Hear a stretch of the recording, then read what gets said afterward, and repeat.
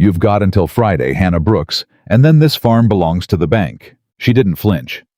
She set down the ledger, looked the man dead in the eye, and said, "Then I'll see you Friday." At 28, unmarried, mocked in every pew and market stall in Cutter's Creek, Hannah was the woman they called the last choice, the one no man wanted.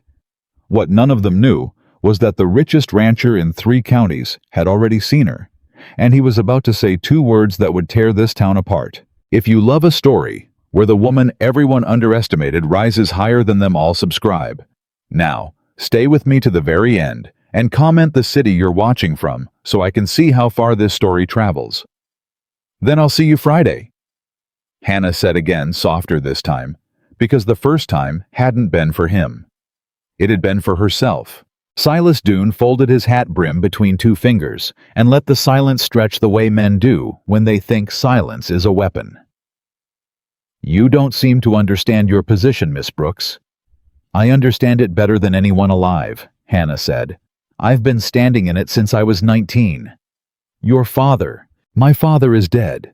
You buried him same as everyone else in this town, with your face long and your pockets already counting what he owed." She pulled the ledger back across the table toward her, both hands flat over it like she was covering a wound.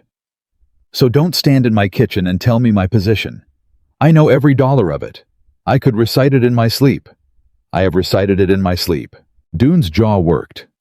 He was a small man, made large only by the paper he carried, and Hannah had learned young that men like that hated nothing so much as being seen at their true size. $412, he said, by Friday. "I know the number." "With the interest, 460. "I know the number, Silas." He set his hat on his head and touched the brim, a courtesy that cost him nothing and meant less. "It's not personal." Hannah laughed, then one hard note that surprised even her. "It's always personal. You just tell yourself it isn't so you can sleep. Get off my porch." The door closed behind him, and only then did Hannah's hands begin to shake. She pressed them flat against the ledger until they stopped. She'd learned that too, that the body would betray you if you let it. That fear was a horse, and you could either ride it or be thrown. She'd been thrown once at her father's grave, and she'd promised herself never again. $460. She had in the coffee tin above the stove $31 and some coins. She had a barn that leaned a mare going gray at the muzzle, 20 acres of ground that had grown more debt than wheat these last 4 years, and a name that half the county used as a warning to their daughters. Don't end up like Hannah Brooks. She opened the ledger and began again to look for the money she already knew wasn't there. The market crowd parted around her the way water parts around a stone. Not out of respect. Out of the small, mean instinct that makes people afraid a bad harvest might be catching.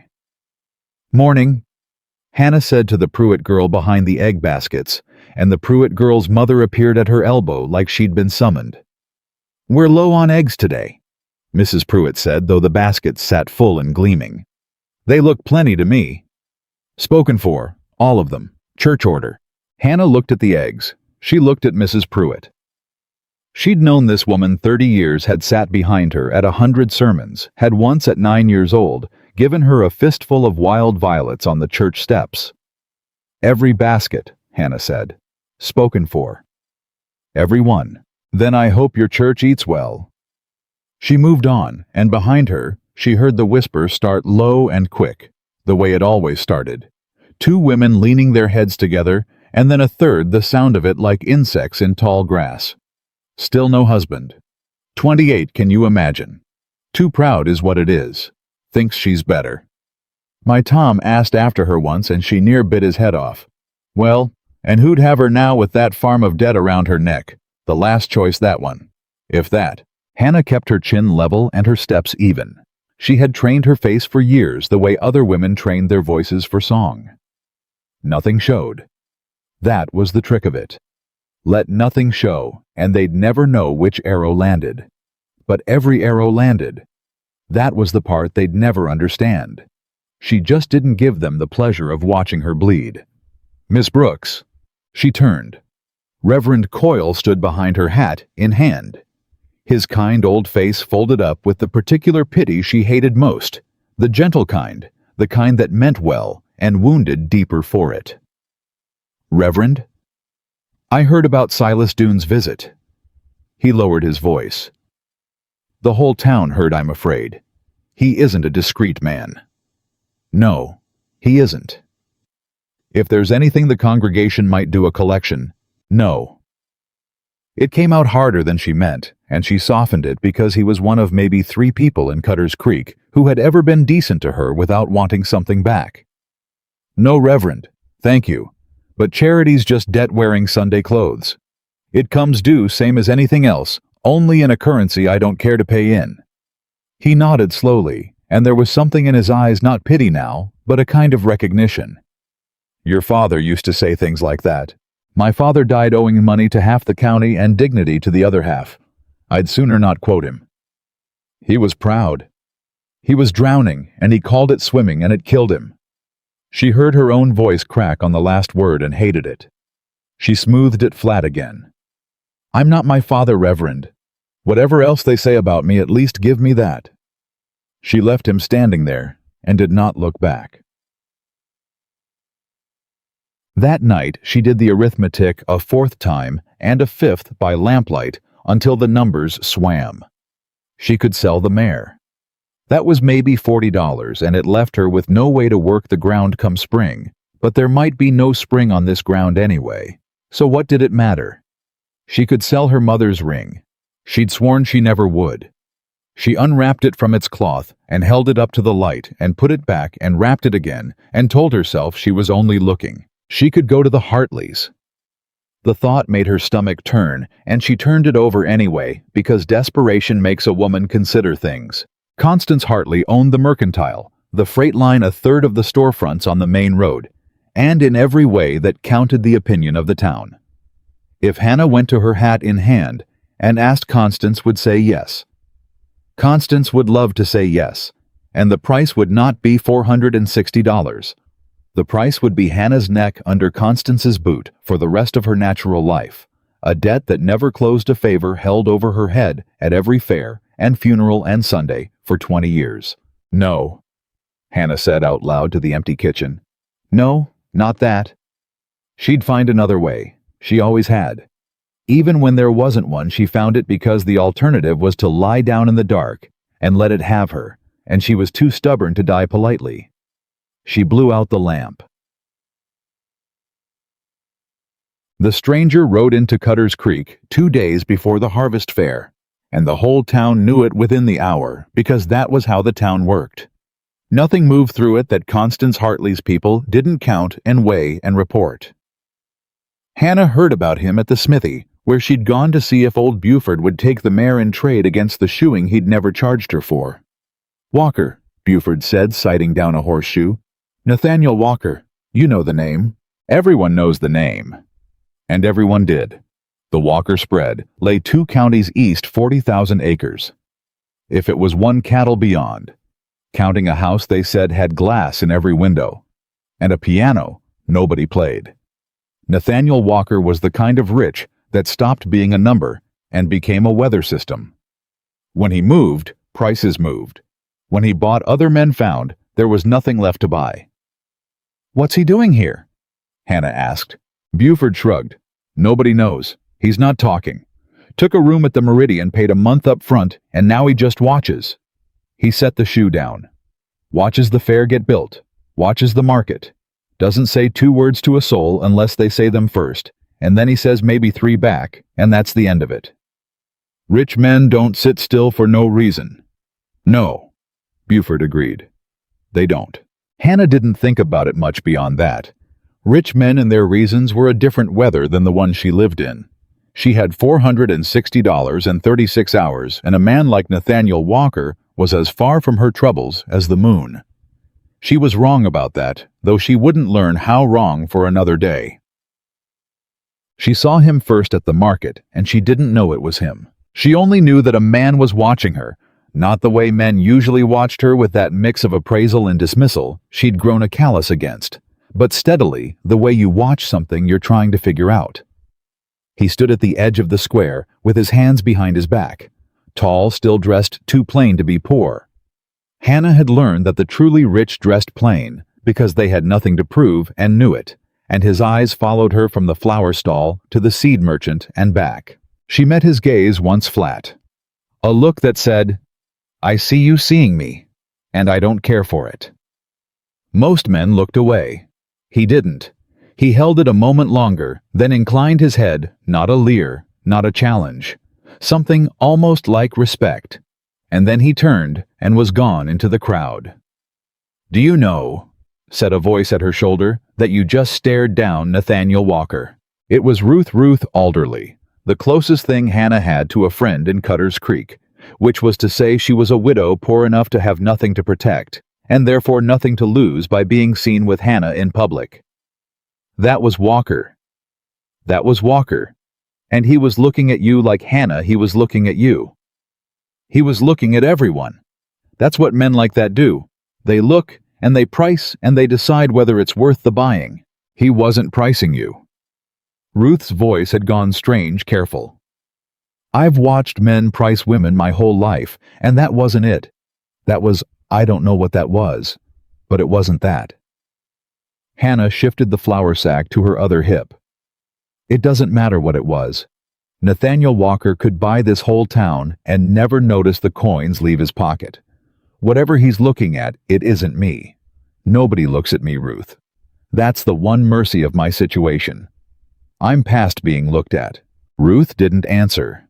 But she looked back over her shoulder once toward the place where the tall man had stood, and something in her face made Hannah's neck prickle. That evening the knock came at Hannah's door after dark, which was itself a wrong thing, because nobody came to Hannah Brooks' door after dark, and certainly nobody knocked so quiet. She opened it with the shotgun already in her hand, low and easy the way her father had taught her. Constance Hartley stood on the porch. For a moment, neither woman spoke. Constance's eyes went to the shotgun, then up to Hannah's face, and something cold and amused settled into her expression. "Well," Constance said, "you are your father's daughter. State your business or get off my land. It's late, and I don't recall inviting you." "May I come in?" "No." Constance smiled. She was a handsome woman gone hard around the mouth, the kind of beauty that had learned to be a knife when it couldn't be a rose. "Then I'll say it on the porch. It won't take long." She drew her gloves through one hand slow. "I understand you're in some difficulty. Financial difficulty. Everyone in this town understands that. You could sell tickets. $460, I'm told, and no way to raise it. The bank forecloses Friday." Constance let that hang. "I could make that problem disappear tonight." There it was. Hannah had known it would come sooner or later in one costume or another. She kept the shotgun low. "And what," she said, "would you want for it?" "Nothing you'd miss." Constance's smile widened by a fraction. "You'd stay on the farm. You'd keep your name on the deed for appearances. And in return, you'd simply understand that certain things in this town run a certain way. When I need a vote at the Grange to go a certain direction, it goes. When I need a piece of ground signed over quiet, it gets signed. When I ask you to be somewhere or not be somewhere, you oblige. You'd be—" She searched for the word and found it with visible pleasure. "Useful. You want to own me. I want to save you, Hannah. There's a difference, though I don't expect you to see it tonight." Constance tucked the gloves away. "You're a proud woman. It's an admirable quality in a man and a fatal one in a woman without means. You've watched this town decide you're worthless. I'm offering to make you worth something. To me. Which is more than anyone else in Cutter's Creek has ever offered you, and we both know it." And here Hannah would remember this. Later would turn it over many times. Here was the moment she should have been most afraid, most beaten, most ready to say yes. Friday was coming. The coffee tin held $31. Her mother's ring was worth maybe $60, and everything else she owned wasn't worth carrying off. Instead, she felt something rise in her that she hadn't felt in years. Not hope. Hope was for people with options. This was older and harder than hope. "Get off my porch, Constance." Constance blinked. "I don't think you heard me. Friday. I heard you fine. I heard every word, and I've heard the same words my whole life, just dressed different. Everyone in this town has wanted to own me since my father went in the ground. The bank wants my land. Dune wants his commission. The church wants my Sunday shame to make their own sins look smaller. And now you want my, what did you call it, my usefulness. Hannah stepped forward, and Constance, for all her power, stepped back. I would rather lose this farm Friday and walk out of this county with nothing but the clothes on my back than owe you a single hour of my life. Do you understand me? I would rather have nothing than be yours. Constance's face did something complicated. The amusement drained out of it, and under it was something Hannah hadn't expected, a flicker of real anger, and beneath even that, for just an instant, something that might have been fear. You'll regret this, Constance said, and her voice had gone flat and quiet, which was worse than shouting. You think this is pride. It isn't. It's stupidity, and it will cost you everything. And when it does, don't come to my door. This offer expires the moment I step off this porch, and it will never come again. Good. Then step off it. Constance stepped off it. At the bottom of the steps, she stopped and looked back, and the last thing she said almost gently, which made it land like a blade. You want to know the truth of it? Hannah, nobody chose you. Not one man in 28 years. And nobody ever will. That's not the town being cruel. That's just the ledger. Even you can read a ledger. Look at yours. Then she was gone into the dark, and Hannah stood on the porch a long time with the shotgun heavy in her hands and Constance's words heavy in her chest. And she did not cry because she had trained her face and her heart both, but it cost her this time. It cost her more than she'd admit to a living soul. Nobody chose you, and nobody ever will. She went inside and looked at the ledger, and for the first time in her life, the numbers didn't help her at all. She didn't sleep. Toward dawn, she gave up trying and went out to the barn because work was the only prayer she knew that had ever answered, and she was still there, hands deep in the business of a horse that wouldn't be hers by week's end, when she heard a rider on the road. She stepped out with hay still clinging to her sleeves and stopped. Nathaniel Walker sat his horse at the end of her lane. Even at a distance, she knew him, the stillness of him, the plainness. He didn't come closer. He simply sat watching her the way he'd watched her at the market, and after a moment, Hannah's temper, already worn to the wick by the night, snapped clean through her caution. You're on my road, she called out. Or near enough. You have business? Or are you just going to sit there and stare like the rest of them? He didn't answer right away. Then he swung down from the horse, easy, unhurried, a man who had never in his life needed to hurry for anyone, and walked his mount up the lane until he stood a respectful distance off, hat in his hand. Miss Brooks, he said. His voice was low and even, and it had a stillness in it that matched the rest of him. I'm told you know figures. Of all the things she'd braced for, that wasn't one of them. I what? Ledgers. Accounts.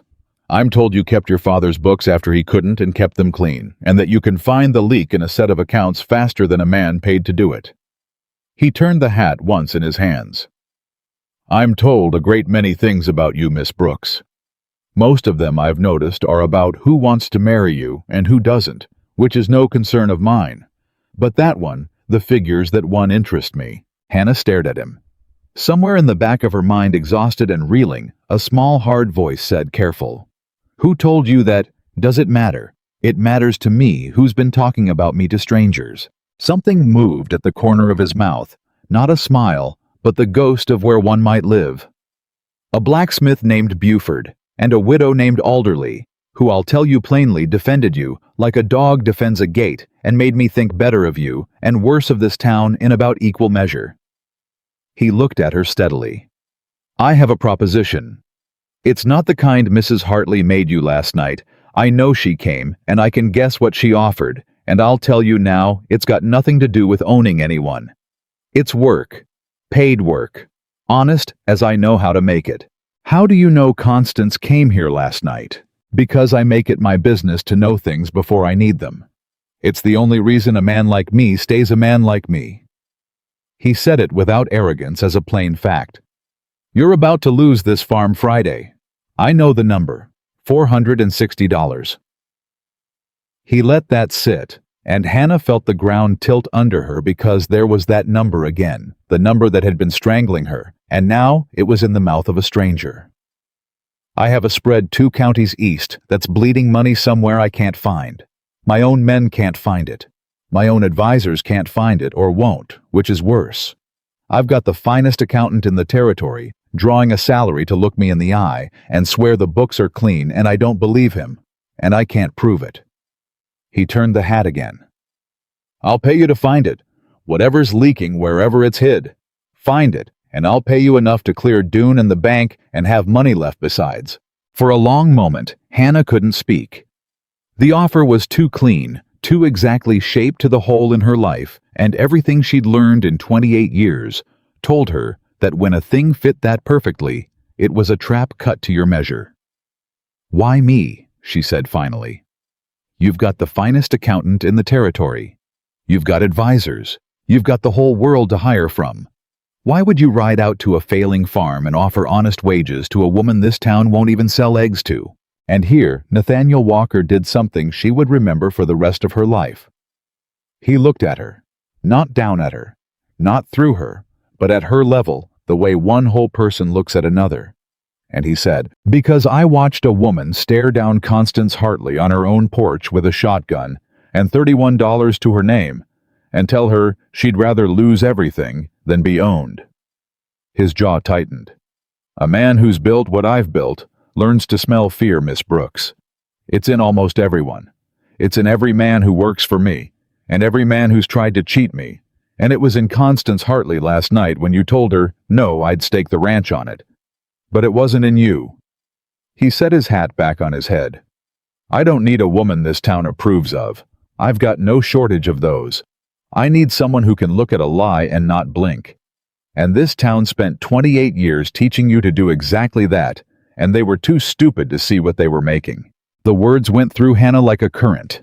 She had been cut down so many ways by so many people that she had forgotten there was such a thing as being seen, not wanted, not priced, not pitied.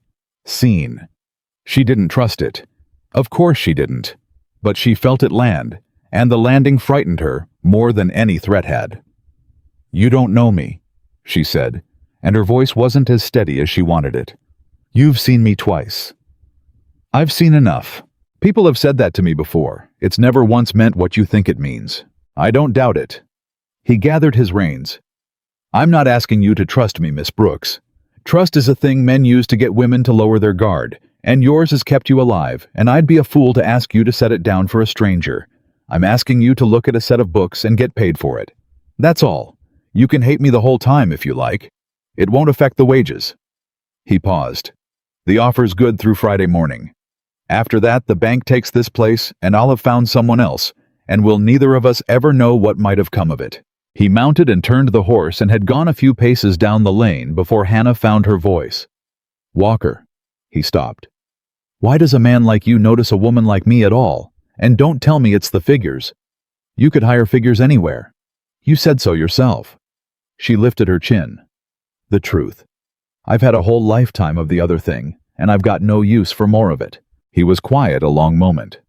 When he spoke, he didn't turn all the way around, so she saw him half in profile, and later she thought that was the only reason he said it at all, because he didn't have to watch her face while he did. "Because they called you the last choice," he said. "The whole town. I heard it from 3 different mouths before I ever saw you. The last choice, the one nobody wanted the leftover." His voice hardened low and cold. "And then I saw you, Miss Brooks. And I've spent my whole life around men who spend fortunes trying to look like what you are without trying. And I thought—" He stopped himself and started again plainer. "I thought they don't know what they're looking at. They never did. And I decided I wasn't going to be one more fool in a town full of them." He touched his hat. "Friday morning," he said, and rode away. Hannah stood in her lane until the sound of his horse had faded entirely, until the only sound left was the wind in the dead grass and the mare shifting in the barn behind her. Her hands were shaking again, and this time she didn't press them flat. She let them shake. The last choice. Every soul in Cutter's Creek had called her that, or thought it, or taught it to their children. Constance had thrown it in her face not 8 hours ago. Nobody chose you, and nobody ever will. And a stranger with more money than God had ridden out to a dying farm to tell her the whole town was wrong. She didn't believe him. She'd learned better than to believe anyone. But standing there in the cold morning with the foreclosure 2 days off, and $31 in a coffee tin, Hannah Brooks felt something she'd thought this town had killed in her years ago. The dangerous, treacherous, impossible sensation of a door opening where she'd been certain there was only wall. She went inside. She took down the ledger. And for the first time in a long time, she wasn't looking for money that wasn't there. She was doing arithmetic of a different kind, weighing a stranger's offer against a lifetime of learning that offers were only traps that hadn't sprung yet. Weighing the memory of his voice, saying, "It wasn't in you," against Constance's saying, "Nobody ever will." Weighing the last shred of her pride against the very real, very close prospect of watching Silas Doone padlock the door her mother had painted blue the summer before she died. She sat at the table until the sun was full up, and she did not decide. Not yet. But she folded the corner of the page where she'd written the number 460, and beside it, in her small hard hand, she wrote another word and looked at it a long time. The word was Walker, and somewhere across town, in a room at the Meridian, with glass in the windows, a man who had never once in his life explained himself to anyone was standing at that window with his hands behind his back, thinking about a woman who'd told him she'd sooner have nothing than be owned and knowing, with the certainty that had built his whole empire that come Friday, one way or another, everything in Cutter's Creek was about to change. The town had called Hannah Brooks the last choice for 28 years. They were about to learn what happens when the last choice turns out to be the only one that ever mattered. Hannah has 2 days, $31, and a decision that will either save her or destroy her. And Constance Hartley does not forgive a woman who tells her no. Comment the city you're watching from and stay with me, because on Friday morning at the Harvest Fair in front of the whole town, Nathaniel Walker is going to open his mouth. And what he says next is going to make everything you've seen so far look like the quiet before the storm. She came to town on Friday morning. Not to the bank, though. The bank was where the whole of Cutter's Creek assumed she'd be, and half of them had risen early to watch it the way people rise early to watch a hanging and call it concern. They expected to see Hannah Brooks walk into Silas Doone's office with her mother's ring in her fist and her pride finally gratefully broken. They'd been waiting 28 years for that walk. Instead, she went to the fairgrounds, where the Harvest Fair was already noisy with bunting and livestock, and the whole county pouring in. And she went, not as a woman coming to beg, but as a woman with a folded piece of paper in her coat pocket that she had signed at 4 o'clock that morning by lamplight. Her hand steady, her jaw set, having weighed a stranger's offer against a lifetime of learning better, and having chosen God, help her to believe him a little. She'd ridden to the Meridian at dawn. Nathaniel Walker had come down to the porch in his shirt sleeves, and she'd held out the paper without a word, and he'd taken it and read it. The terms he'd written, the wages, the work, and then he'd looked at her over the top of it. "You'll do it then." "I'll look at your books," Hannah had said. "That's what I signed. I'll find your leak if it's there to find. That's all this is, Walker. Don't make it more." "I wouldn't dream of it. And I want the first payment before Doone's deadline, not after. I don't work on promises. I've been paid in promises my whole life, and I've got nothing to show for it but a farm the bank's taking Friday. Today's Friday." I'm aware. He'd folded the paper and put it in his breast pocket over his heart, which she'd noticed and disliked noticing. "The money's already at the bank," he said. "I paid Doone's claim last night. $460, your name still on the deed, the debt marked settled. You can walk in there any time today and watch him hate every second of tearing up that foreclosure." Hannah had gone very still. "You paid it." "I paid it. Before I signed." "Before you signed. You had no way of knowing I'd sign. I could have told you to go to hell. I nearly did twice last night out loud to my own ceiling." Her voice had climbed, and she'd hauled it down. "Why would you pay $460 on a woman who might have told you no?" And Nathaniel Walker had looked at her with that steadiness that was starting to unnerve her worse than any anger could, and he'd said, "Because a woman who can't be bought is worth more than $460. Miss Brooks and I wanted you to know before you signed that I understood the difference. If you'd told me to go to hell, the debt would have stayed paid, and the deed would have stayed yours, and you'd have owed me nothing. That was the point." He'd set his hat on his head. "I didn't buy your farm to buy you. I paid it so you'd know you were free to say no. A woman can't choose anything with a gun to her head. I've made a great deal of money off men who never learned that. I'd hate to be one of them." And that more than the money, more than the reprieve, was what had left Hannah standing on the porch of the Meridian at dawn with her whole careful, trained face coming apart. And she'd had to turn away from him so he wouldn't see it. So on Friday morning she went to the fair, a free woman, her debt dead, her deed, her own, and nobody in Cutter's Creek knowing it yet. She meant to keep it that way a while, let them think what they liked. She'd learned the value of being underestimated the way Walker had named it. They were too stupid to see what they were making. She should have known the town would never let her have a quiet victory. Constance Hartley found her by the cider stall. "You're still here," Constance said, and there was no amusement in it now, none of the porchlight theater from 2 nights past. "I confess I'm surprised. I'd have thought a proud woman would want to be gone before the shame of it. Dune forecloses at noon. You've got until noon to be the town's tragedy, Hannah, and after that you'll just be its joke." "Will I? Everyone's watching for it. You gave them quite a show saying no to me. They'd all like to see how the show ends." Constance stepped closer, lowered her voice to that flat, quiet register that Hannah had learned to fear. "I'll give you one last kindness, since you clearly won't take a large one. Leave, this morning. Before it happens where they can see. Whatever's left of you, take it and go somewhere they've never heard the name Brooks. I mean it as mercy. You won't get another." "Your mercy," Hannah said, "always sounds exactly like a threat wearing a shawl." Something flickered in Constance's face. "You have no idea what you're standing in front of, girl.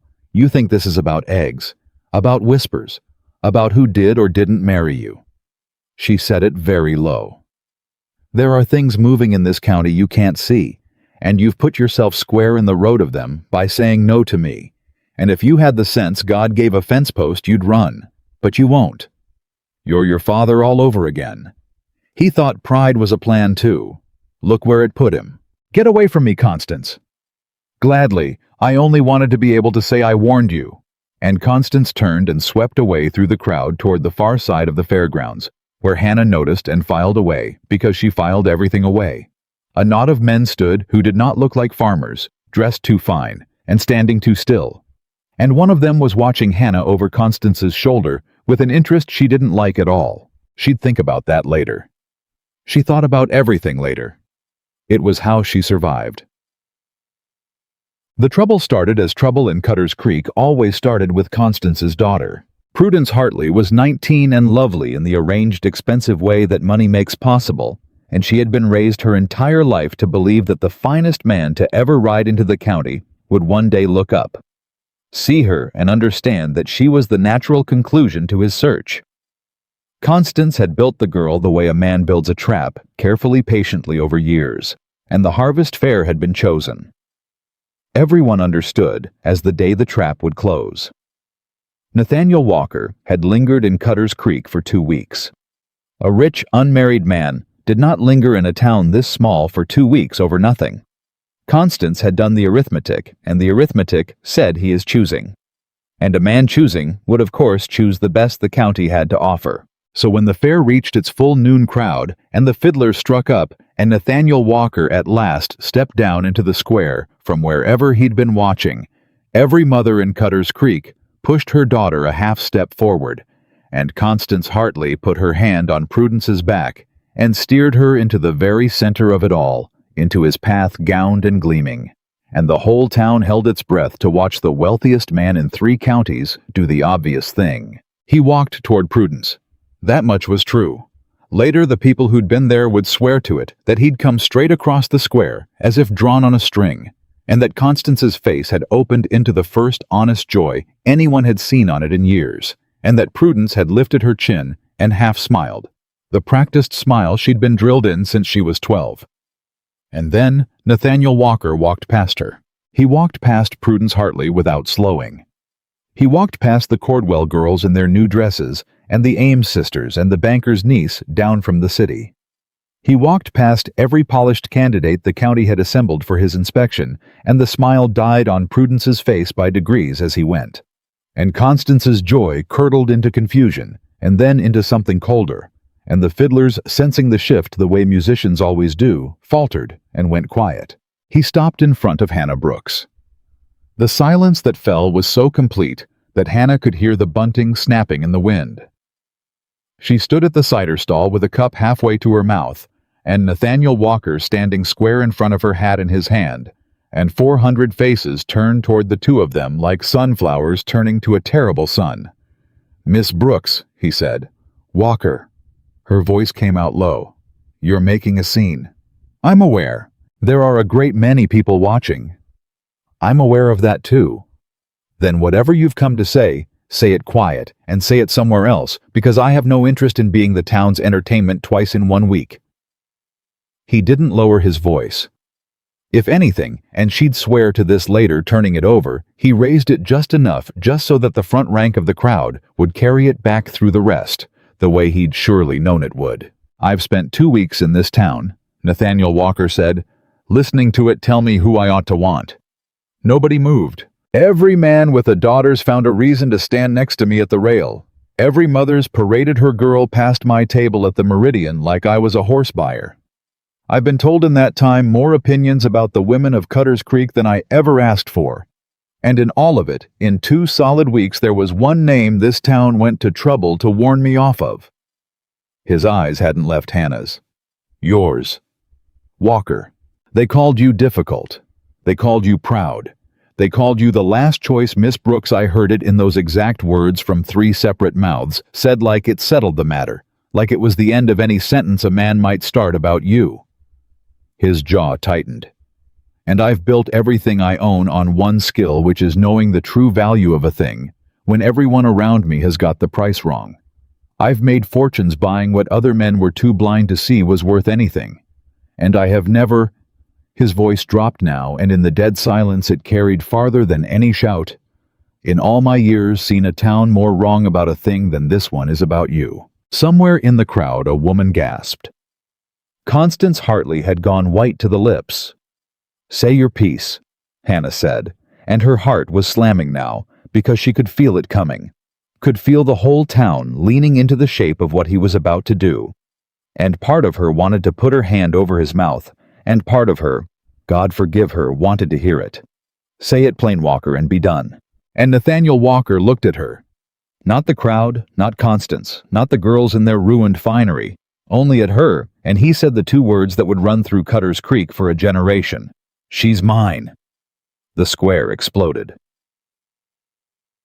It came apart all at once, the way a held breath comes apart 400 people, all speaking at the same instant, so that no single voice could be made out, only the roar of it. Shock and outrage and glee and disbelief all braided together into one sound. Prudence Hartley burst into tears. The Cordwell girls turned to their mother. Men laughed that ugly, uncertain laugh men make when the ground has shifted, and they don't yet know which way to jump. And over all of it, cutting through it, Constance Hartley's voice gone shrill for the first time in living memory. "This is a joke. Nathaniel, Mr. Walker, this is beneath you. This is. She's a foreclosure. She's the town's charity case. She'll lose that farm at noon." "No," said Hannah. She hadn't planned to speak, but the word came out of her flat and hard and carrying, and the roar dropped enough to let it through. "No, Constance, I won't." "You what?" "The farm." Hannah set down her cider cup, slow, deliberate, and every eye in the square followed her hands. "The bank's not taking it at noon. Or ever. My debt was settled last night. $460 marked paid my name still on the deed. You can walk into Dune's office and read it yourself. I'd enjoy watching you." Constance's mouth worked. "That's a lie. Where would you get 400? I earned it." The lie came smooth and easy, and Hannah let it, because it was almost true, and because the truth was nobody's business but hers. Turns out there's a man in this county who'd rather pay honest wages to a woman who can read a ledger than parade his money past a lot of girls in new dresses. Turns out being difficult and proud and unwanted is worth more to some folks than being appropriate is to you. She turned her gaze slow across the crowd, across every face that had ever refused her eggs, and whispered at her back, and taught her name to their children as a warning. "You spent 28 years telling me I was the last choice. You were so busy deciding I was worthless, you never once stopped to check the arithmetic. And now here I am, debt-free on the arm of the richest man in 3 counties.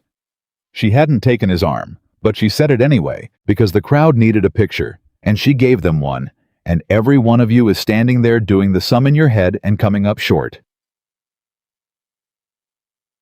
It was Ruth Alderley would say for years afterward, the finest thing she ever saw a human being do.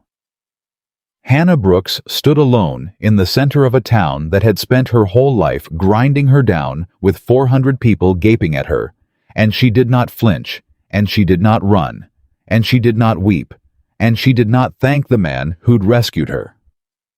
She took the scene they'd built to break her, and she turned it in front of all of them into a coronation. "You said I'd be your joke by noon," Hannah said to Constance, quiet, now almost gentle, which was so much worse. "It's noon, Constance. Look around. Whose joke is it?"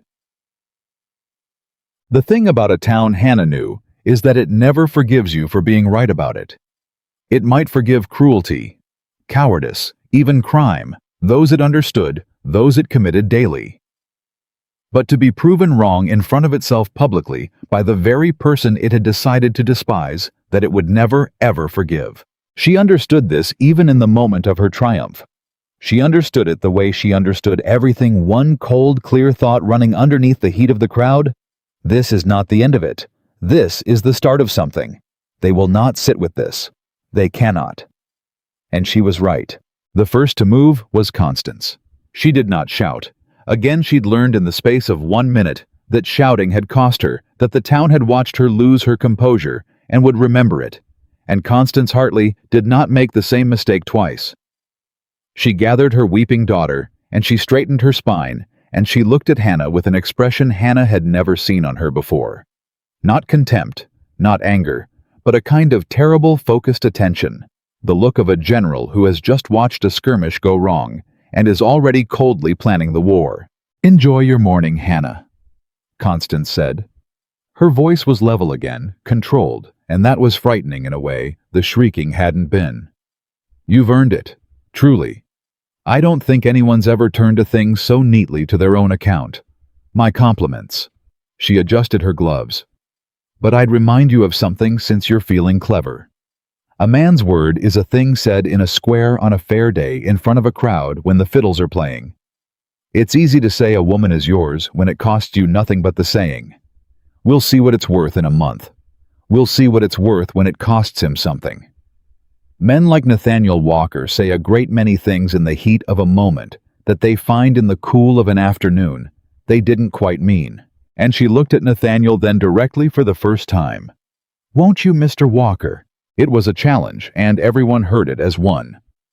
Constance Hartley, humiliated, had found in the space of 90 seconds the one crack she could work at, not Hannah's pride, which was armor, but Nathaniel's word, which was only a word.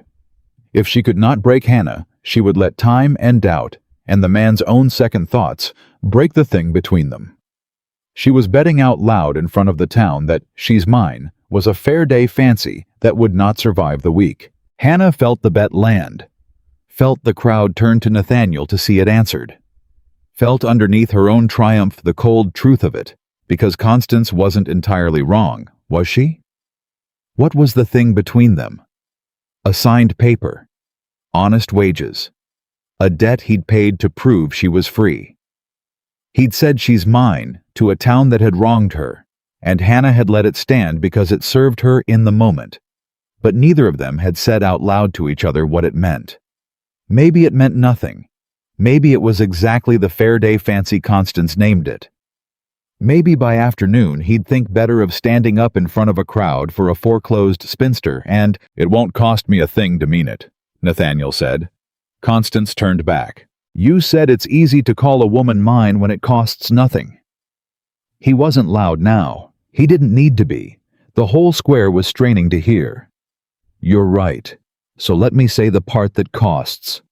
Miss Brooks is coming to work my ranch. Not as a wife, we're not children, and I won't insult her by pretending a public claim is a marriage. As what she is, which is the finest hand with a ledger, this territory's got, and a woman who found the value in herself that all of you were too small to see. She'll evaluate my whole operation, top to bottom. Books, land, contracts, men. She'll have my full authority to do it." He let that sink in, and Hannah watched the arithmetic run through the crowd a second time, and this time it added up to something that made the fine-dressed men at the fair's edge go very still. And any man in this county who thinks it's clever to move against her, to spread a rumor, to poison a well, to whisper in the wrong ear, will find he's not moving against a foreclosed woman with no protection. He's moving against me. And I protect what's mine. He put his hat on. "That's what the word costs, Mrs. Hartley. That's what it's worth. You asked. Now you know." The silence that followed was different from the first. The first had been shock. This was calculation. 400 people, and every one of them recalculating at once, because Nathaniel Walker had just done something far more dangerous than claim a woman at a fair. He'd made her powerful. He'd handed the town's designated victim the keys to his empire and dared anyone to touch her. And in a county where Constance Hartley had spent 20 years being the only power that mattered, that landed like a declaration of war, which Hannah understood watching Constance's face was exactly what it was, and exactly how Constance heard it. They didn't speak until they were clear of the fairgrounds, walking the road back toward town, with the noise of the crowd falling away behind them. Hannah waited until she was sure no one could hear, and then she stopped in the middle of the road and rounded on him. "What," she said, "did you just do?" "I said what needed saying. You said she's mine to 400 people. You told the most dangerous woman in this county that I've got your full authority over your entire operation. You made me a target the size of a barn door walker. And you did it in front of everyone, and you didn't ask me. Not once. You didn't so much as glance at me." Her voice was shaking, and it wasn't only anger. "You did the exact thing you swore to me you wouldn't. You said it was work. Honest wages, you said. Nothing to do with owning anyone. And then you stood up in that square and put your brand on me in front of the whole town like I was a heifer at auction." He took it. He didn't flinch, and he didn't defend himself, and he didn't do the thing men always did, which was explain to her why her anger was unreasonable. He just took it and waited, and when she'd run out of words, he said quietly, "You're right. I should have asked you. I'll own that. It was the one true failing in it, and I won't pretend otherwise." He met her eyes. "But I'll tell you why I didn't, and then you can decide if you want to hate me for it. Constance Hartley came to your porch 2 nights ago to buy you, and you told her no. And this morning she came to the fairgrounds to destroy you, because a woman like that can't abide a no. It's the one thing she can't survive, being told no by someone she's decided is beneath her. She meant to break you at noon in front of the whole town. I watched her set it up. The crowd, the timing, all of it. She was going to make your ruin a public thing so that no one would ever dare say no to her again." Hannah said nothing, because she'd seen it too. She'd seen every piece of it. "I couldn't stop her from playing her card," Nathaniel went on. "But I could play a bigger one, and the only card bigger than public ruin is public power. She wanted the town to watch you fall. So I made the town watch you rise, and I did it so fast and so loud that she never got to lay her card down at all. If I'd pulled you aside and asked your permission first, she'd have moved in the meantime. She had those men there, you saw them. I saw you see them, and the moment would have passed, and you'd have been foreclosed and finished before I opened my mouth." His jaw set. "So no, I didn't ask you. I made a choice for you in front of 400 people, and I had no right to, and I'd do it again, because the alternative was watching that woman put her boot on your neck while I stood there being polite about your feelings. You can be angry, Hannah. You've earned angry. But be angry at the right thing. I didn't brand you. I armed you. Hannah stood in the road a long moment. You keep doing this, she said finally, and her voice had changed. Doing what? Taking the thing I've built my whole life to defend my pride, my one hard rule, that nobody gets to decide anything for me, and you keep finding the one crack in it where you were right to break the rule. She shook her head. It's disorienting, Walker. I've spent 28 years learning that when a man decides something for a woman, it's because he's about to take something from her. And you keep deciding things for me that leave me with more than I had. And I don't know what to do with that. I don't have a shelf to put it on. Then don't put it anywhere yet. He said it gently. You don't have to trust me. I told you that at your farm, and I meant it. Trust me slow, if at all. Watch what I do, not what I say, and if what I do ever once takes something from you instead of giving it, then you throw the whole thing over, and you'll hear no complaint from me. He paused. But I'll tell you what I want out of this plain, so you're not left guessing, because I think you've spent your whole life guessing at what men want from you and being right that it was something ugly. I want you to look at my books. I want you to find what's bleeding my ranch. And here he stopped, and for the first time since she'd met him, Nathaniel Walker looked something other than certain. And I want to be there when this county figures out what it threw away. That's the honest whole of it. There's no ugly thing underneath. I've turned it over looking for one myself, because a man my age doesn't usually feel a thing this clean, and I keep expecting to find the catch. There isn't one. It's just that you're the first person I've met in 15 years who couldn't be bought, and I've spent my whole life around people who could, and it turns out that's a lonelier way to live than I understood until I saw the alternative standing on a porch with a shotgun telling Constance Hartley to go to hell. Hannah looked at him for a long time. That, she said at last, is either the truest thing anyone's ever said to me, or the most dangerous, and I honestly cannot tell which. It might be both. It might. She let out a breath. It probably is. She started walking again, and he fell in beside her, and after a while she said, not looking at him, When do you want me to start on the books? Something eased in his face. Monday. I'll send a wagon. Send the wagon Sunday. I'll want to be there when the men aren't the first day. You don't find a leak with an audience. You find it in the quiet when nobody knows you're looking. She glanced at him. And Walker, if I find it, if there's something in those books somebody's been hiding, you have to promise me one thing. Name it. That you'll believe me. Even if it's someone you trust. Especially if it's someone you trust. Because a leak, like the one you're describing, money bleeding out where the finest accountant in the territory swears everything's clean, that's not carelessness. That's someone. And when I find out who, you're not going to want it to be true, and every instinct you've got is going to tell you the woman you hired off a foreclosure 2 weeks ago must be mistaken. And in that moment, you're going to have to decide whether you meant what you said today, or whether it really was just a fair day fancy like Constance said. She stopped walking and faced him full on. So promise me now while it's easy. When I bring you the truth, you'll believe me over the people you've known for years. Because if you won't tell me now, and I'll take my wages and go, and we'll both be spared. Nathaniel Walker was quiet. And in that quiet, Hannah felt her first real cold finger of fear, not of him, but of what she was walking into, because his silence wasn't reluctance.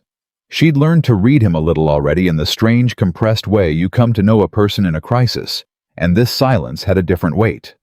It was the silence of a man who already suspected the answer and did not want to say it out loud, because saying it made it real. You already know, Hannah said slowly.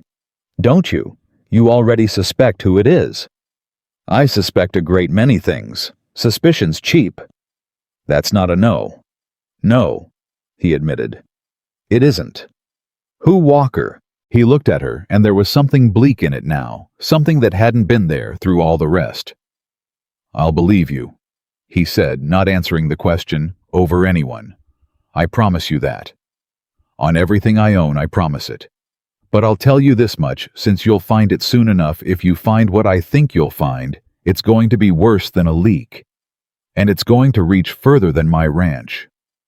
He put his hand briefly lightly on her shoulder the first time he'd touched her, and took it away before she could decide how she felt about it.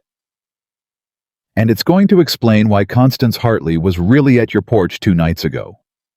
Because I don't think that was about eggs and whispers and an old spinster's pride any more than you do."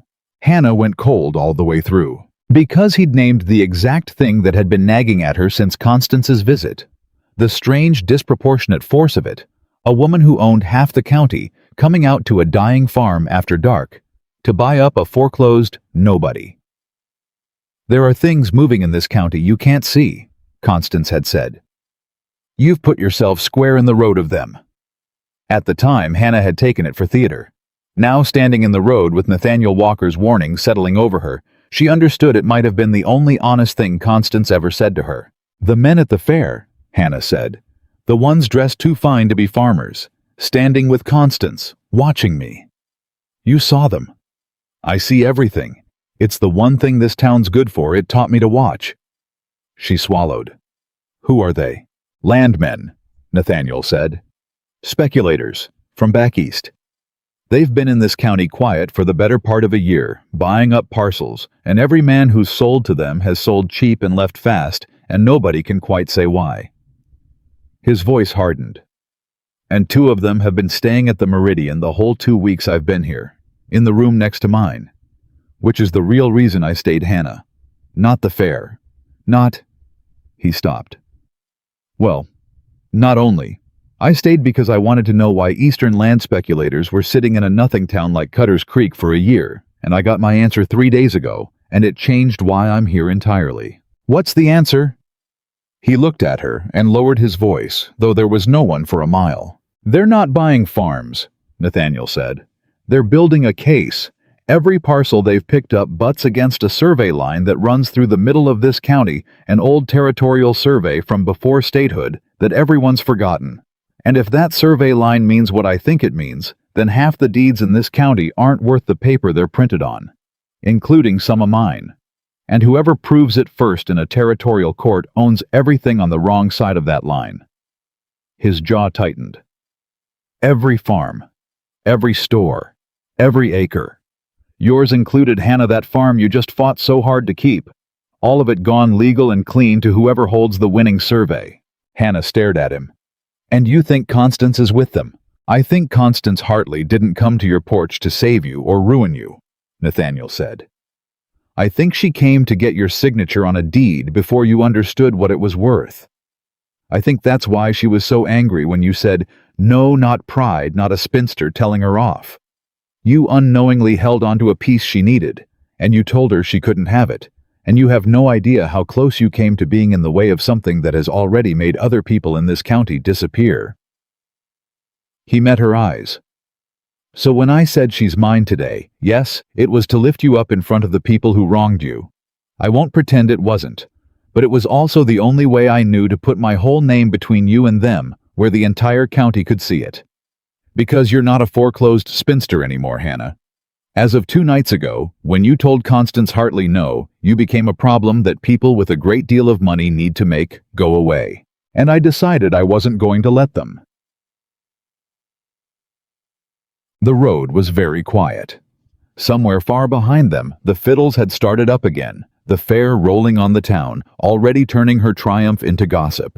None of them knowing what she now knew, that the ground they danced on might not belong to any of them at all. Hannah found her voice. It came out steadier than she felt. "Then I'd better find your leak fast, Walker, because it sounds to me like it isn't a leak at all. It sounds like the first thread of the whole thing, and if I pull it—" "If you pull it," Nathaniel said, "you unravel everything. Everything they've spent a year building, which is why they will do anything at all to stop you." He looked at her steadily. "Still want the wagon Sunday." And Hannah Brooks. The last choice, the woman nobody wanted, who had spent 28 years being told she was worth nothing, and had just discovered she might be worth an entire county, lifted her chin and did not flinch and did not run. "Send it Saturday," she said. "I don't like to wait for a fight once I know it's coming." The wagon came Saturday. Hannah rode east beside the driver with a satchel on her lap that held everything she owned worth carrying: her father's account tools, her mother's ring wrapped in cloth, and a mind already 3 moves into a fight she'd never seen the whole shape of. She'd slept 2 hours. She hadn't wanted more. Every time she'd closed her eyes, she'd seen the survey line Nathaniel had described running invisible through the county, cutting her farm and half the towns off the map, and she'd wake with her jaw clenched and the arithmetic already running. Walker Ranch, when they finally reached it, was bigger than she'd built it in her head, and she'd built it big. But she didn't let herself gape. She'd learned young that letting a thing impress you was the first way you handed it power over you. So she climbed down from the wagon with her satchel and her flat working face. And when Nathaniel came out to meet her, she said before he could speak, "Where are the books?" "Good morning to you too." "The books, Walker. I didn't come Saturday to admire your house. You've got men who'll be back come Monday, and I want 2 clear days in your ledgers before any of them knows what I'm looking at. Where are they?" Something that was almost a smile moved across his face. "This way." He led her into the house and back to a room lined floor to ceiling with ledgers, years of them, spine after spine, and Hannah stopped in the doorway and felt for the first time not intimidation but hunger, the pure, clean hunger of a mind that had spent its whole life doing sums too small for it, finally handed something worth its size. "How far back do these go?" she asked. 20 years. Everything the ranch has ever spent or earned. And your accountant, the one you don't trust. Where is he this weekend?" "Away. I sent him to the territorial capital on business that'll keep him 3 days. Nathaniel watched her. "I thought you'd want him gone." "I do." She set her satchel down and began without ceremony pulling ledgers. "What's his name?" "Ambrose Teal." "And how long's he kept your books?" 11 years. Hannah paused with a ledger half drawn. 11 years is a long time to trust a man and then stop. I didn't stop all at once. It was... Nathaniel searched for it. It was a smell, nothing I could point to. The ranch was making money, always making money, and somehow there was always less of it than the making should have left. Small enough each year that Teal had an answer for it. Cattle prices, a hard winter, a bad contract. Always a reason, always reasonable. Always just enough short that I'd feel foolish pressing it. His jaw tightened. 11 years of just enough short adds up to a fortune, Hannah, if a man's patient. And Teal is patient. It's the thing I respected most about him. It's the thing that should have warned me. Hannah pulled the ledger the rest of the way out and opened it on the table. "Then let's find out how patient." She glanced up at him. "Go away, Walker. I could help. You could hover is what you could do and put your worry in the room where I've got to think. Go run your ranch. Come back at dark, and I'll tell you what I've found, if I've found anything, and if I haven't, I'll tell you that too, because I don't sell people comfort they didn't buy." She was already bent over the columns. "Go." He went. She found the first thread by noon. It wasn't in the numbers. The numbers were clean, beautifully clean, cleaner than any real ranch's books had a right to be, and that was the first thing that bothered her. Real accounts were messy. Real money came in wrong and went out wrong and got corrected in the margins. Teal's books had no mess in them at all. Every column squared. Every total sat exactly where it should. It was the accounting equivalent of a man who answers every question a half-second too fast. So she stopped reading the numbers and started reading the shape of them. And by noon, she'd found it a pattern in the cattle sales, small and regular, buried across 11 years. Every third or fourth sale, the recorded price sat a few cents under the market rate for that week. Never much. Never enough to notice. But Hannah had spent her life pricing cattle down to the penny because pennies were all she'd ever had, and she knew the weekly rates in her bones, and once she saw the gap, she couldn't stop seeing it. A few cents a head on a few hundred head a few times a year for 11 years. She did the sum. Then she did it again because the first answer was too large to believe.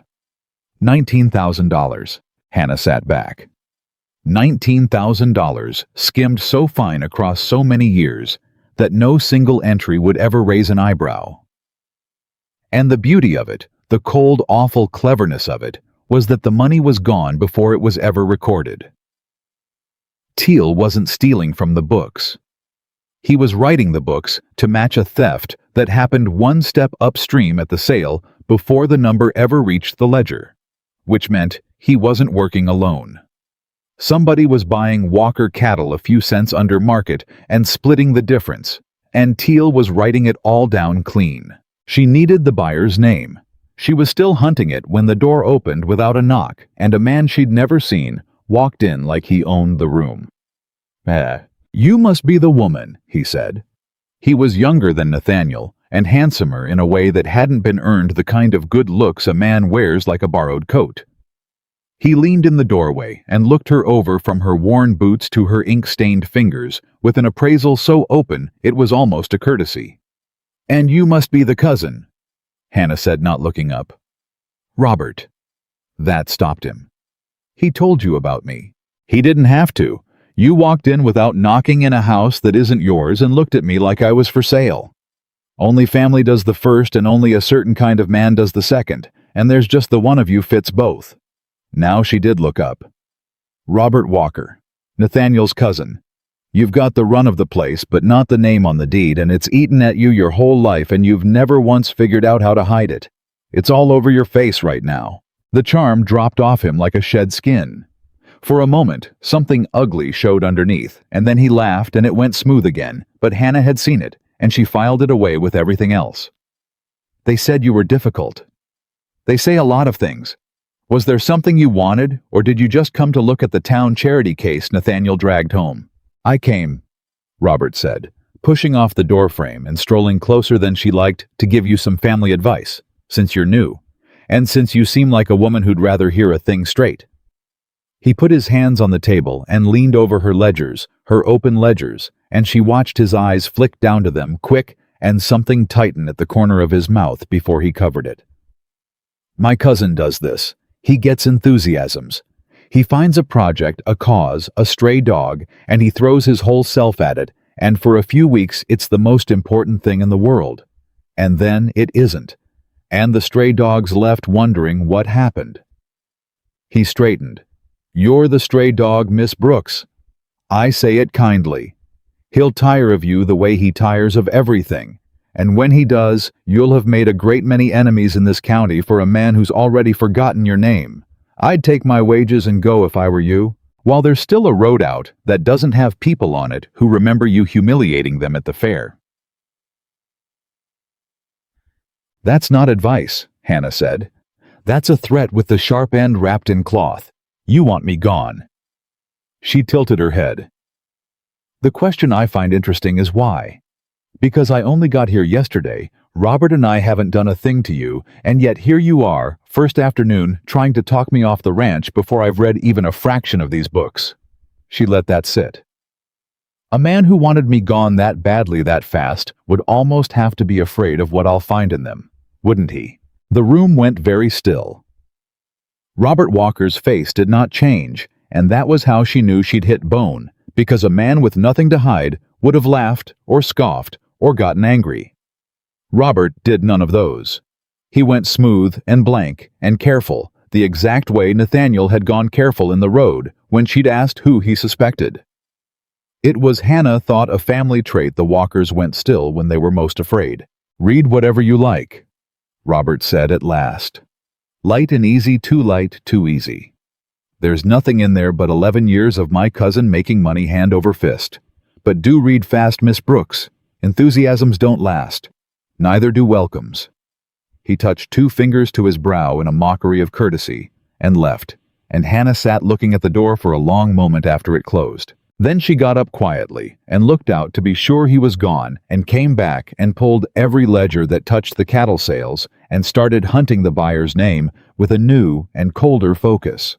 Because Robert Walker had glanced at her open books and gone still, and a man only fears the page that names him.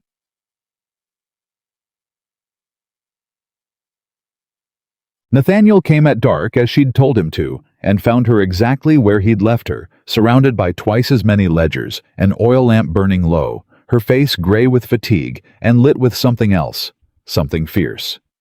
"You found something," he said. He didn't ask. He'd read it on her the second he opened the door. "Sit down. Hannah, sit down, Walker, because I'm about to tell you 3 things, and each one's worse than the last, and you're going to want to be sitting for the third." He sat. 1. She turned the first ledger toward him and laid her finger on the pattern she'd found. "Your man Teal has been skimming your cattle sales for 11 years. Not from the books are clean. That's the tell they're too clean. He's taking it at the sale a few cents ahead before the number's ever written down, and then writing everything neat to match. It comes to $19,000. That's what your smell was. That's the money that was always just short." Nathaniel's face didn't move, but his hands closed slowly on the arms of the chair. 2. She pulled the second ledger. "He didn't do it alone. Somebody's been buying your cattle a few cents under market steady for years and splitting the difference back to Teal. I spent all afternoon finding the buyer's name because Teal's careful and he moved it through 3 different brokers to hide it." She looked up. "It comes back to a company called Meridian Land and Cattle, registered 2 counties over. And Meridian Land and Cattle, Walker, is the same name over the door of the 2 land speculators staying in the room next to yours at the hotel." The silence in the room changed temperature. "They're the same people," Nathaniel said slowly. "They're the same people. The men buying up the county on that survey line and the buyer that's been bleeding your cattle for 11 years are one and the same. Which means this didn't start a year ago when they showed up looking like landmen. It started 11 years ago when they got to your accountant. They've been inside your operation for over a decade, Walker. The land grab isn't new. It's just the harvest of something they planted a long time ago." She let him sit with it. "And that's the second thing. And the third." His voice had gone very quiet. Hannah didn't answer right away. She'd been dreading this part all afternoon, ever since she'd found the signature that made it certain, and now that the moment was here, she found she didn't want to say it any more than Nathaniel had wanted to name his suspicion in the road. "The third thing," she said, "is that Teal didn't bring Meridian into your operation. He couldn't have. He's an accountant, not a partner. He doesn't have the standing to make a deal that size, and the paperwork proves it.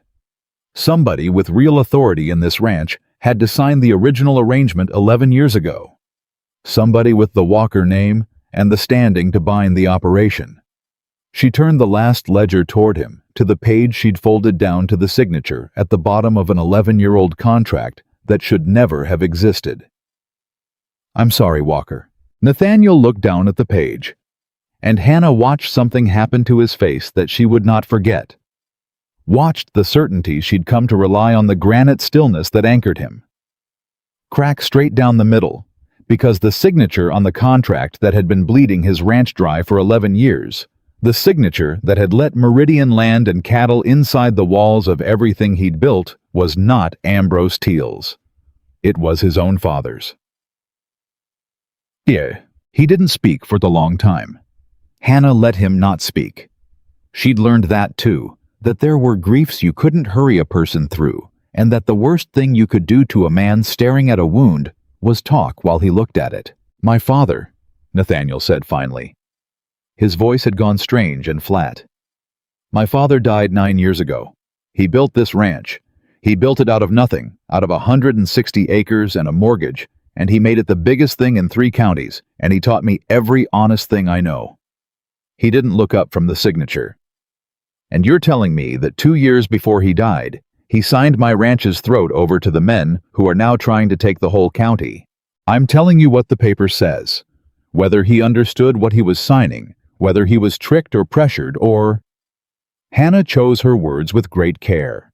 "Walker, a man can sign a thing he doesn't understand, especially a man near the end, especially if the person putting the paper in front of him was someone he trusted. This doesn't have to mean your father was a party to it.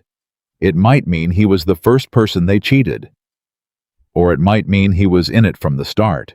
It might," Hannah said, because she wouldn't lie to him even to spare him. "I don't know yet. The paper alone can't tell us which. But I'll tell you what the paper can tell us, And it's the thing that matters most right now." She leaned forward. "This contract has a clause, buried deep, written to look like nothing. It says the arrangement with Meridian renews automatically every 10 years unless it's formally challenged in a territorial court before the renewal date. It's the kind of clause a man signs without reading, because who reads the fine print 11 years out?" Her voice sharpened. "The original signing was 11 years ago, Walker. The first 10-year renewal already passed quiet automatic 2 years back, right around when your smell started getting worse. Which means the arrangement's live and legal and running right now. So we challenge it, in court. You just said, 'We can't.'" Hannah's jaw tightened.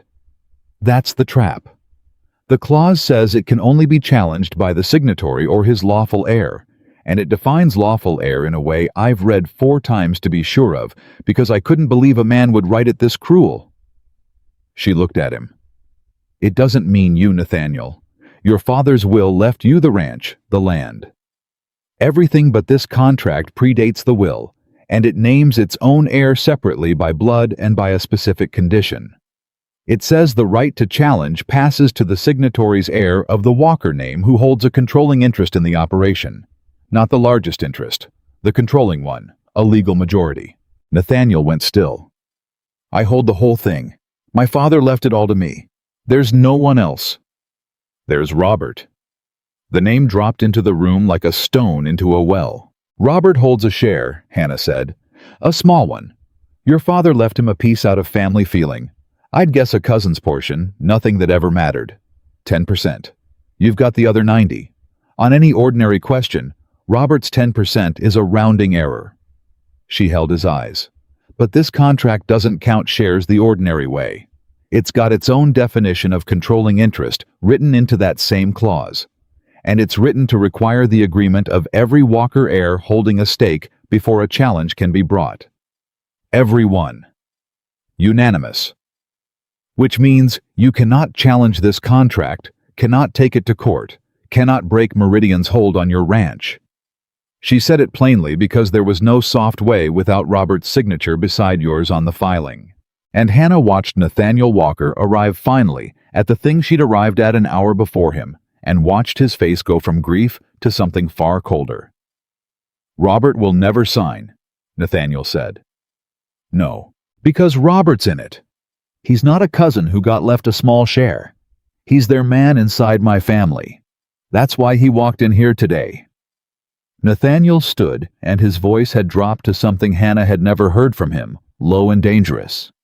"He walked in here today to run you off, didn't he? Before you found this." He glanced at my open books and went still as a stone. Hannah said, "Yes, I think Robert Walker has known about this contract his whole adult life. I think he's been holding his 10% like a key waiting. And I think the reason Meridian's finally moving on the whole county now out in the open is that they don't need to hide anymore because they've got a lock on your ranch that you legally cannot break without the vote of a man who works for them." She sat back, exhausted, grim. "That's the third thing, Walker. Your father may or may not have started this, but your cousin is finishing it. And the law your own family wrote into that contract 11 years ago is holding the door shut from the inside." Nathaniel Walker went to the window and stood with his back to her, hands behind him. And for a long while the only sound was the lamp and the house settling. "When you asked me to promise," he said at last, "not turning around back on the road, you said when you brought me the truth it'd be someone I trusted, and every instinct I had would tell me you were mistaken, and I'd have to choose whether I meant what I said or whether it was a fair day fancy." His voice was quiet. "You knew it'd be family. I suspected it'd be close to you. I didn't know how close." She hesitated. "I didn't know it'd be your father. I'm sorry for that part, truly. There was no kind way to hand it to you. Don't." He turned around. His face was terrible grief and rage and something else, something that frightened her because it was aimed nowhere yet and looking for a target. "Don't be sorry. You did exactly what I hired you to do. You did in one afternoon what Teal spent 11 years making sure no one ever did. If you'd softened it, if you'd held back the part about my father to spare me, You'd have been no better than every advisor I've got who spent years telling me the books were clean, because the truth was too hard to say out loud. He crossed the room and stopped in front of her. I promised I'd believe you over anyone, over family. I'm telling you now I meant it. So tell me straight, and don't spare me. Is there a way out of this? Any way at all? Or has my own cousin got me by the throat with a paper my father signed? Hannah looked up at him. And here she'd think about this later.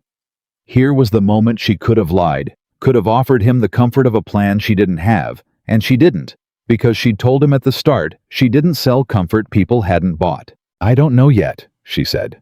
That's the honest answer. The contract's airtight on its face. Robert won't sign, so the ordinary door's closed. She held up a finger. But there's one thing, one crack. It's thin, and I might be wrong, and I won't have you hoping on it till I'm sure. Tell me the thin thing. A contract like this only holds if the original signing was clean. If your father signed it freely knowing what it was. Then it's iron, and we're finished. She met his eyes. But if I can prove the signing was fraudulent, if Meridian tricked him or forged part of it, or slipped that air clause in after he'd signed a different page, which is a thing I've seen done, then the whole contract falls, and Robert's 10% becomes worth exactly what it should have been all along, which is nothing. A fraudulent contract can't be renewed by its own crooked clause. It just dies. She sat back. So that's what I'll be hunting now, Walker. Not the money. The money I've found. I'll be hunting proof that 11 years ago someone put a paper in front of a dying man and lied to him about what it was. And if I find it, and if you find it, Meridian doesn't just lose their grip on my ranch. They lose the linchpin of the whole county grab. Hannah nodded slowly. Because if their original contract with the biggest ranch in 3 counties was fraudulent, then every deal built on top of it, every parcel they bought, expecting to control the Walker operation, every move they've made on that survey line, assuming they had you locked, all of it standing on a rotten foundation. Pull this one paper out from under them, and I think the whole thing comes down. She rubbed her eyes. But Walker, hear me. If that's true, then I'm not looking for a leak anymore, and I stopped being a problem. They'd like gone the moment I opened these books. Robert already suspects what I've found. I saw it on him. Once they know, once they understand, I'm hunting the one thing that can unmake all of it. Then you're not a problem. They'd like gone, Nathaniel said grimly. You're a problem they can't afford to let live. Yes. He was quiet a moment. Then, I'm putting men on you. Day and night. I don't care if you hate it. I don't hate it. I'd be a fool to hate it. She surprised him. He'd braced for a fight. I told you, Walker, my pride's about not being owned, not about being stupid. There's a difference, and I've had a whole life to learn it. Put your men on me. I'll take the guard and be glad of it. But, she raised a finger again, your men. Only your men. Handpicked by you tonight. Not one soul Robert's ever spoken to. Not one man who's ever taken a wage from Meridian and might still be. Because the most dangerous thing in this whole mess isn't Robert or Teal or the Eastern men. She held his eyes. It's that you don't know how far inside they are. 11 years, Walker. They've had 11 years to buy people in your own house. I trust you. I've decided to against my own better judgment, and I'll likely spend the rest of my life wondering if I was a fool. But I don't trust anyone whose loyalty you can't personally tonight put your hand on a Bible and swear to. Nathaniel looked at her for a long moment, and something in his expression shifted past the grief, past the rage, to something steadier and more dangerous than both. You know what the strangest part of all this is? He said quietly. 2 weeks ago, I rode into a town that told me you were the last thing anyone would ever choose. The leftover. The mistake. And tonight, I'm standing in my father's house, looking at the wreckage of everything I thought I knew about my own family, and the only person in the world I trust to help me out of it is a woman that town threw away. His jaw tightened. They didn't just underestimate you, Hannah. They handed you to me. If Constance Hartley had had the sense to be kind to you, if any one of them had married you, or hired you, or shown you a scrap of decency, You'd have owed them something, and you'd never have come here, and I'd have lost the whole county without ever knowing why." He almost smiled, and it was a bleak thing. Their cruelty is the only reason I'm not already finished. They spent 28 years making the one weapon that can save this county, and then they threw it away because it wouldn't smile at them in church. Hannah didn't answer that. She couldn't quite. Something had gone tight in her throat. "Go pick your men," she said instead, roughly turning back to the ledgers. "I've got a fraud to prove, and about 3 days before Teal gets back and finds his 11 years of clean books read by someone who could count. Go on, and Walker." He stopped at the door. "When Teal comes back," Hannah said, not looking up, "he can't know I've found it. None of them can. Robert suspects, but suspecting's not knowing, and as long as they think I'm still hunting a small leak, they'll move slow and careful. The day they learn I'm after the contract itself is the day this stops being quiet." She turned a page. "So we smile. We let Teal think I'm a rich man's pet reading books to feel useful. We let Robert think his little speech scared me. And we hunt the proof underneath all of it fast and silent. And we don't tip our hand until we can put the whole thing in front of a territorial judge in one blow they can't answer." She finally looked up at him. "Can you do that? Can you sit across a supper table from your own cousin, knowing what he is, and smile and give nothing away? Because if you can't, if it shows on you even once, they'll know we know, and they'll stop being patient. And patient is the only thing keeping us alive right now." Nathaniel Walker stood in the doorway, and Hannah watched him take the grief and the rage and the wreck of his father's memory and fold it all down behind the granite stillness she'd first mistaken for coldness, and now understood was the most disciplined thing she'd ever seen in a human being. "I buried my father believing he was the finest man I ever knew," he said very evenly. "I can smile at Robert across a table. I can smile at him for as long as it takes." His eyes met hers. "Find me the proof, Hannah. Find me the paper that says my father was lied to and not a liar. Give me that much, whatever else is true. And I'll give this county back to the people that survey line's about to steal it from. And I'll give Robert Walker exactly what a man earns for spending 11 years waiting to cut his own family's throat." He left to choose his men, and Hannah Brooks bent back over the ledgers in the low lamplight alone in the house of a dead man who'd either been cheated or been a cheat, hunting the one thin thread that could unravel everything. And behind her, unheard, in a room down the hall where he'd been listening at the door far longer than either of them knew, Robert Walker turned and walked quietly out into the dark and went to send a message 2 counties east to the men at the Meridian that said, only, "She's found it. Move now." They moved that night. Hannah woke to the sound of a horse she didn't recognize and was on her feet with the lamp unlit before she'd finished the thought. She'd slept in the ledger room, or half slept her head down on her father's account tools, and now she stood in the dark with her heart slamming and listened to a rider come fast up the ranch road and pull up hard at the house. Then Nathaniel's voice low and sharp, and a second voice answering one of his men, and the word fire coming through the door like a blade. She had the door open before he could knock. "Your farm," Nathaniel said. He was dressed, gun on his hip, his face carved from stone. "Hannah, your farm in Cutter's Creek. It's burning. A rider just came from town. Somebody put a torch to your barn an hour ago, and the wind's carrying it toward the house." For 1 second, the world tilted. 20 years of holding that ground, her mother's blue door, the last thing left of the people who'd made her. And then the tilt passed, and Hannah's mind went cold and clear and fast, the way it did in a fight, and she understood. "No," she said. "No, what, Hannah? Your house. It's not about my house." She was already moving, snatching up the ledgers, the folded pages, everything she'd marked. "Think Walker. Robert heard us. He had to have somebody sent word to the Meridian tonight because nobody torches a woman's farm 2 counties away the same night she finds the thing that hangs them unless they already know she found it. This isn't revenge." She shoved the crucial ledgers into her satchel. "It's a lure. They want me to ride for Cutter's Creek. They want me off this ranch and on the road in the dark alone, chasing my burning house because the one place they can't touch me is right here with your men around me and the proof in my hands. So they gave me a reason to leave both behind." She looked up at him. "If I ride for that fire, I don't come back.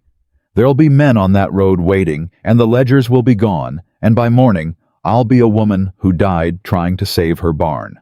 Nathaniel stared at her. "You'd let it burn. I'd let them think I'll come."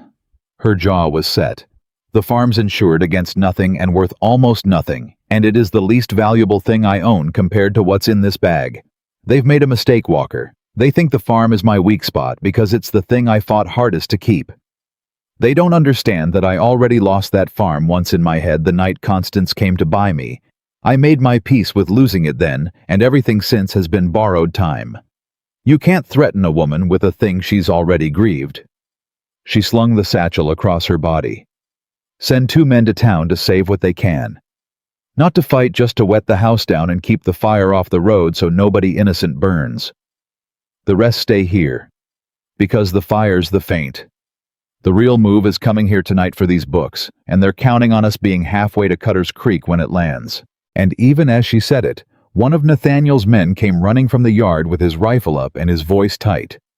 "Riders, west fence, 6, maybe 8, coming quiet with no lamps." Hannah met Nathaniel's eyes. "There it is," she said. "I beg." What followed Hannah would remember only in pieces, the way violence always came back to her afterward, not as a story but as fragments sharp and out of order. She remembered Nathaniel not panicking. That was the thing that steadied her. He'd chosen his men well, and he moved them like a man who'd done this before he was rich, back when the ranch was young and the range was lawless, and there was a hardness in him now that she'd only seen the edge of. He put 4 men at the house with the books. He took the rest to the west fence to meet the riders in the dark, and before he went, he stopped in front of her and said low, "If it goes wrong, if they get past us, you take the satchel and you go out the root cellar, and you do not stop and you do not come back for me. The proof is worth more than either of us. Promise me." "Walker." "Promise me, Hannah. I didn't put my whole name between you and them at that fair to have you die being sentimental in my kitchen. The books get to a judge. That's the only thing that matters now. Promise me." "I promise." And then, because she couldn't not, "Don't you die out there. I've decided to trust you, and I'll be damned if I'll let you make me a fool for it by getting shot at a fence." Something moved across his face, almost a smile in the middle of all of it. "I've got no intention." And he was gone into the dark. She remembered the sound of it then. Not constant, not the roar people imagine. A crack and a silence, and men's voices shouting words she couldn't make out, and another crack and a horse screaming, and a long, terrible quiet that was worse than the noise. She remembered standing in the ledger room with the satchel across her body, and one of Nathaniel's men at each window, and her own hand steady on the shotgun she'd brought from home, the same one she'd held on Constance, and thinking with a strange calm, so this is what it was all for. All the arithmetic, all the surviving. It was practice for tonight, And she remembered the moment the fighting reached the house. A window broke. A man came through it, not one of Nathaniel's, a stranger, hard-faced, a pistol in his hand, and one of the ranch hands took him with a chair before he'd found his feet, and there was a struggle on the floor, ugly and close, and nothing like the clean violence of stories. And Hannah did not scream and did not freeze. She stepped past the 2 men grappling on the floor, put her back to the wall by the door, where the light wouldn't find her, and when a second man shouldered through the broken window with his gun up, she lifted the shotgun and said in a voice that did not shake, "That's far enough." He turned toward her voice. He was young. That was the thing she'd carry after that. He was young, younger than her some Eastern speculator's hired gun, who'd probably never seen the woman he'd been sent to kill. "You're the accountant," he said, and almost laughed. "They sent us for an accountant." "They sent you," Hannah said, "for the woman who's going to hang the men who hired you. You'd have done better to stay home." And she did not shoot him, though she could have, though every year of being ground down by this world was screaming at her to. She did not shoot him because she'd learned the difference between the woman she was and the thing they wanted to make her, and she held the line of it even then with a gun in her hands and men bleeding on the floor. "Put it down. Nathaniel Walker's men have your friends at the fence. This is over, and you're just the last one to know it. Put it down, and you live to tell a judge who sent you." He didn't put it down. He almost did. She saw it, saw the calculation run behind his eyes, saw him understand she was right. And then the door burst open behind him, and everything happened at once. And when it was done, Nathaniel Walker stood in the doorway with blood on his sleeve that wasn't his, and the young man was on the floor, disarmed and shaking, and the house was suddenly full of the ranch's men, and the quiet that came down was the quiet of a thing finished. "The fence?" Hannah asked. Her voice came out rough. "Held. 2 of theirs dead, 3 ran this one, and 1 other took." Nathaniel crossed to her, his eyes going over her fast checking. "You, not a scratch, I told you. You can't threaten a woman with a thing she's already grieved." But her hands had started shaking now that it was over the horse she'd been riding all night, finally throwing her, and she gripped the shotgun harder to hide it, and Nathaniel saw and didn't say anything, and stood close enough that she could pretend the steadiness was hers. "The books?" he asked quietly. "Never left my body." She touched the satchel. "It's all still here. Every page." She looked up at him. "They played their strongest card tonight, Walker. Fire and guns all at once, everything they had, because they knew the moment I get these to a court, they're finished. And it failed. Do you understand what that means? Tell me. It means they're out of quiet moves." Her voice hardened, the shaking forgotten. "They can't lure me, and they can't kill me, and they can't steal the proof. Every secret thing they had they just spent, and they came up empty. And now the whole county's going to wake up to a burned barn and dead men at the Walker fence, and questions nobody can unask. They've lost the dark Walker. From here, it happens in the light, in front of everyone in a courtroom." She met his eyes. "Which is exactly where I've wanted them since the moment I found your father's signature. They just did us the favor of making it impossible to settle this any other way." Daw. But Hannah had learned never to trust a victory while the man behind it still breathed, and Robert Walker still breathed. He was gone in the morning. His room empty, his horse gone, a few things snatched in a hurry, and Hannah, walking through it with Nathaniel, felt no relief at all, only a tightening. "He ran," Nathaniel said. "He didn't run." Hannah stood in the middle of the emptied room and turned slow, reading it the way she read a ledger, the shape of what was taken, telling her more than what was left. "Look, he took papers, not clothes. He took whatever he had that mattered, and he left everything that didn't." She stopped. "He's not running from us, Walker. He's running to them, to the Meridian men, to whatever's left of them, to get ahead of this. Because he's smart enough to know what I know, that it's a courtroom now. And in a courtroom, the man who tells his story first shapes the whole thing." Her jaw tightened. "He's going to get to the territorial court before we do. He's going to file first. He's going to walk into that courthouse as Nathaniel Walker's grieving cousin and swear that you're the one who's been bleeding the ranch, that you forged your own father's signature, that the woman you dragged home off a foreclosure cooked the books to frame an honest family and steal the county for herself." She looked at him. "He's going to tell them our exact true story with the names switched. And he's got a 10% stake, and the Walker name to make it stick, and I'm a spinster this whole county watched humiliate its leading family at a fair. Whose word do you think a territorial judge takes first, Walker? The rich cousin's or the difficult woman's?" Nathaniel had gone very still. "Then we get there first." "We can't. He left in the night. He's got hours on us." Hannah's mind was already moving fast cold. "So we don't race him to the courthouse. We can't win that race." She turned. "We do something better. We make it so that when he tells his story with the names switched, every single fact he offers as proof of your guilt is a fact I can prove points the other way. We don't get there first, Walker. We get there right. And there's one thing he doesn't know I have, that turns his whole story inside out the second he tells it. The fraud proof, the thin thread. You found it." Hannah didn't answer right away.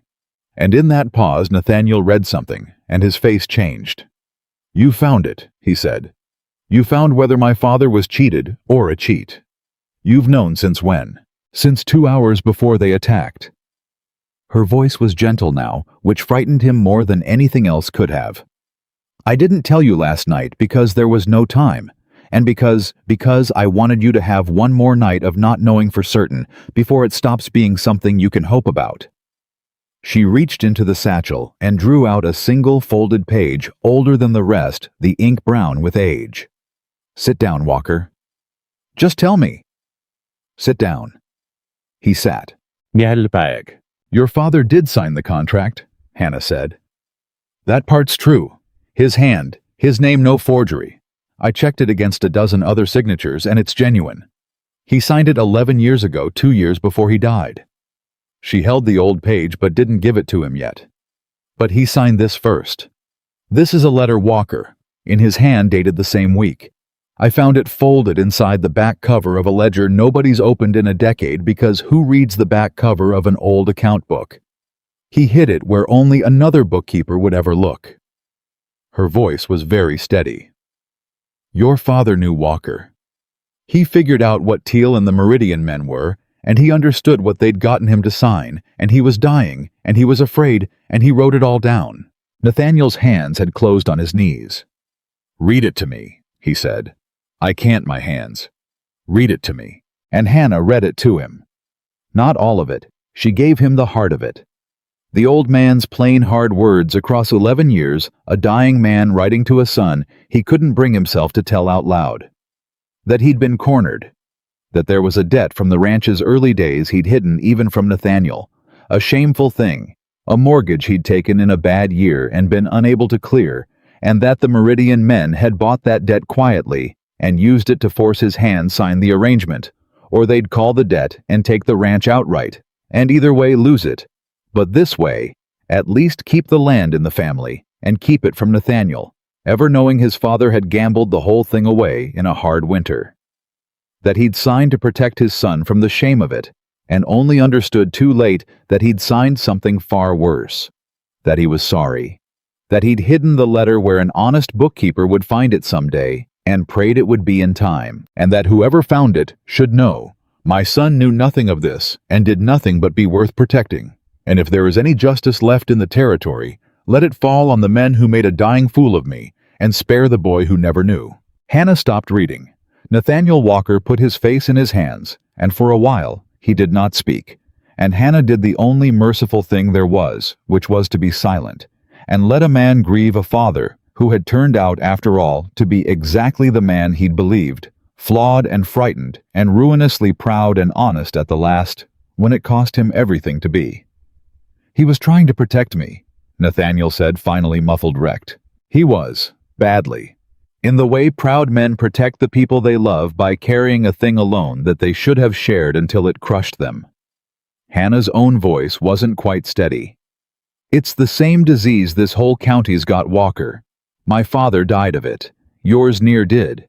It's the thing that almost killed me, the idea that carrying it alone is the same as being strong." She folded the letter with great care. "But he left the door open. Do you understand what this is? He left a written confession in his own hand that names the debt and the men and the coercion. This isn't just proof the contract was signed under fraud.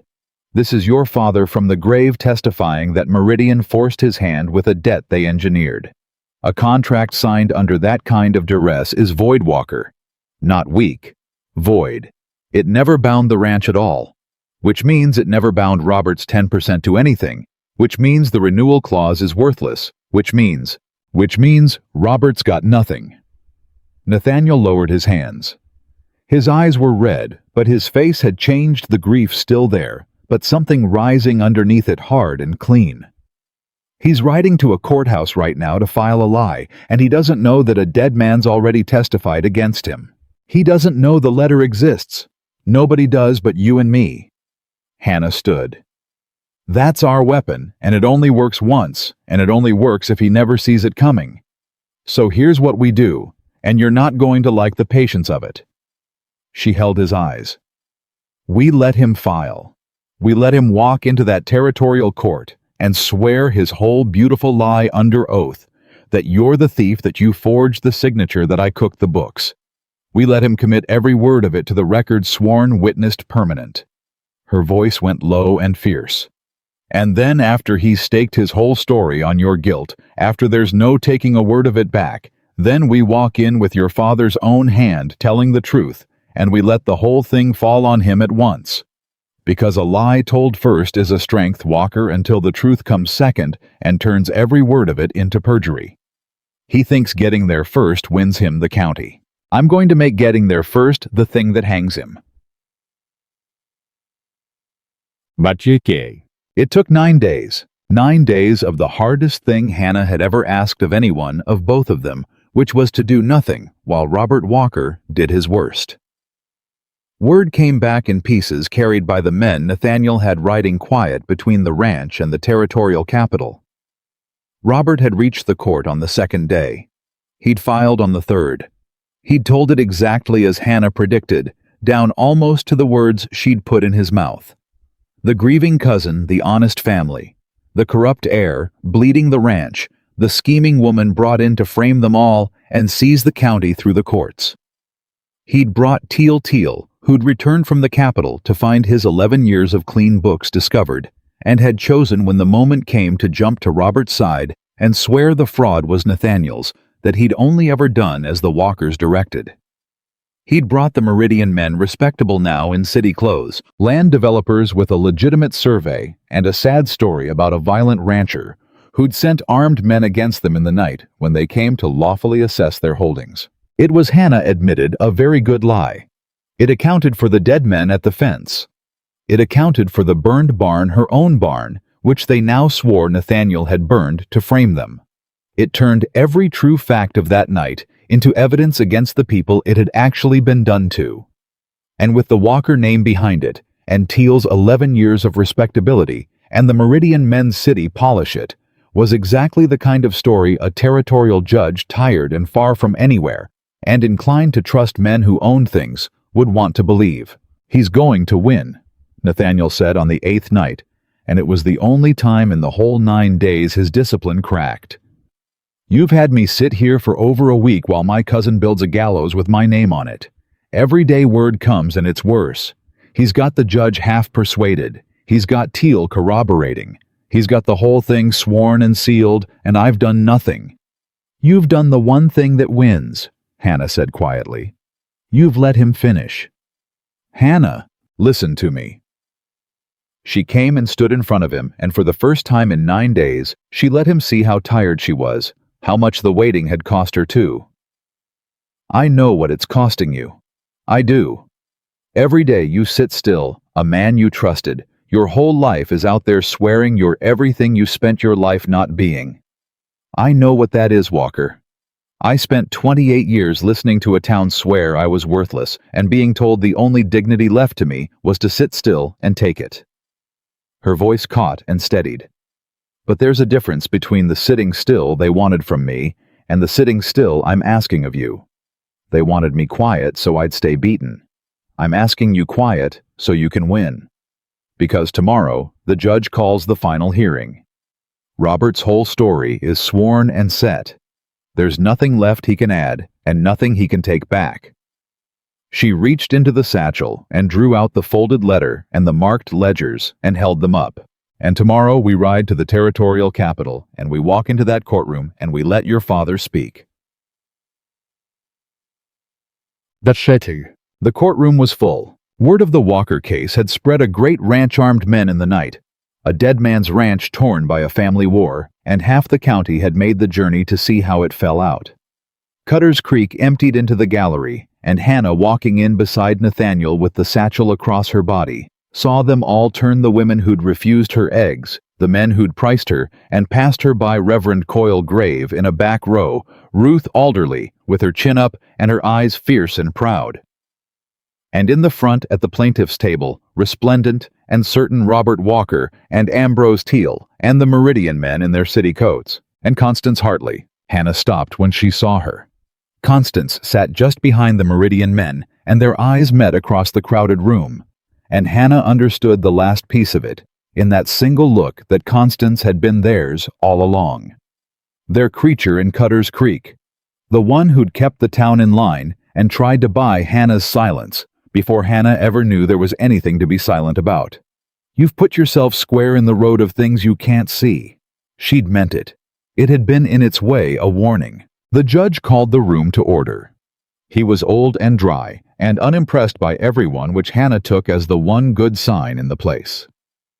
Robert's lawyer rose and laid out the story one final time, polished now terrible in its completeness, and the gallery murmured, and Nathaniel sat still as stone beside her with his hands flat on the table, and Hannah watched the judge's face and saw the thing she'd feared, saw him believing it. Then the judge asked if the defense wished to answer, and Nathaniel started to rise, and Hannah put her hand on his arm. "No," she murmured. "Me. It has to be me. He built his whole story on me being your creature, the woman you brought in to lie for you. So the truth can't come from you.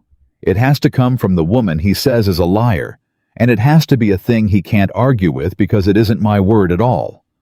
She stood. "Trust me one more time, Walker, the way you asked me to trust you." And Nathaniel Walker looked up at her and did the thing he'd done at the fair, the thing he'd done on the road, the thing he'd done every time it mattered. He chose her over his own instinct to protect, over his own name, over everything.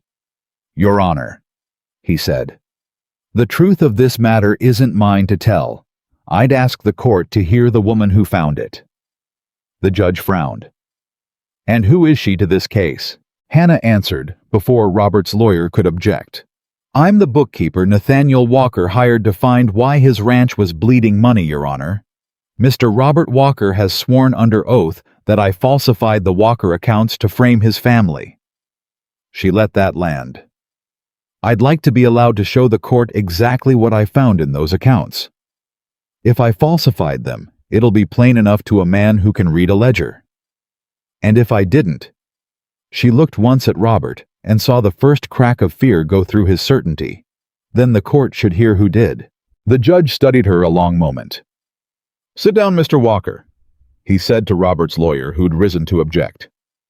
"I've listened to your client for the better part of an hour. I'll hear the woman he's accused. Proceed, Miss—" "Brooks," Hannah said. "Hannah Brooks." And a ripple went through the gallery. The name they'd used as a warning to their children, spoken plain in a court of law, and Hannah Brooks. The last choice, the leftover, the woman nobody wanted, opened the satchel and began in her small, hard, steady hand to lay the truth on the table, one page at a time. She laid out the skim, first the 11 years of it, the few cents ahead, the $19,000, and she showed the judge how the theft happened upstream of the books, so the books stayed clean. And she watched him lean forward because a judge who's spent 30 years being lied to knows the sound of a person who isn't. She traced the money to Meridian land and cattle, and she watched the city coats stop looking so respectable. She named the survey line and what it was really for, and she watched the gallery understand one row at a time that the ground under their own homes had been the prize all along. And then when Robert's lawyer surged up shouting that this was all her invention, all the scheming woman's fabrication, exactly as they'd sworn when the whole thing hung on whether the court would take the word of a difficult spinster over a Walker. Hannah lifted the last folded page, brown with age, and said, "I haven't asked the court to take my word for any of it, Your Honor. Not one word. Every page so far is the ranch's own accounts, and the court can have them examined by any bookkeeper in the territory." She unfolded the letter. "But there's one more document, and it isn't in my hand, and it isn't in Nathaniel Walker's hand. It's in the hand of the man who built Walker Ranch, written the week he signed the contract. These men say binds it hidden by him, where only an honest bookkeeper would ever find it, because he knew what he'd done, and he wanted the truth to survive him." She held it up. "Robert Walker has sworn under oath that his cousin forged this signature and stole this ranch. I'd ask the court to hear what the dead man himself has to say about that. And I'd ask the court to note that Mr. Robert Walker doesn't yet know this letter exists, so whatever's on his face right now, as I unfold it, the court might want to see it too." Every eye in the room went to Robert Walker, and Robert Walker's face, which had held its certainty through the fire and the flight, and 9 days of his own careful lie, sworn under oath, went white, and then gray, and then broke the way ice breaks all at once with a sound you feel more than hear, because he understood in the space of a breath that he had staked his entire story on a truth he thought was buried with a dead man, and that the woman his family had thrown away 28 years ago was holding it in her hand. "Read it," said the judge quietly. And Hannah Brooks read a dead father's confession into the record of a territorial court in a voice that did not shake, while the town that had called her the last choice sat in perfect silence and heard at last exactly what they had thrown away. The last word of the letter fell into the courtroom and stayed there, and for a moment no one moved at all. Then Robert Walker was on his feet. "That's a forgery," he said, too loud, too fast, and Hannah heard the whole room hear it, heard them catch the thing a guilty man can never hide, which is that he answers before he's thought. "She wrote it. She's a bookkeeper. She copies hands for a living. Your Honor, that woman has spent 9 days. Sit down, Mr. Walker," the judge said without heat. "She forged my uncle's—" I said sit down. The old man's voice didn't rise and didn't need to. "You'll have your chance to call it a forgery, and I'll have it examined by every hand in the territory that knows old ink from new, and we'll see whose story survives that. But you'll do it sitting, and you'll do it quiet, or I'll have you removed and decide the matter without you." He turned to Hannah. "Miss Brooks, you said the theft happened upstream of the books before the numbers were written down. Explain to me how a man proves a thing that was never written." And Hannah understood that the judge had just handed her the whole case, because a judge who asks, "How do you prove it?" has already decided he wants it proven. "By finding where it was written, after all, Your Honor," she said. "Meridian kept their own books. They had to. A company can't move that much money without recording it somewhere. Mr. Walker's ranch books show a clean sale. But somewhere in Meridian's accounts is the same sale recorded at the true market price, with the difference kept as profit. 2 records of one transaction, and they don't match." She looked at the Meridian men in their city coats.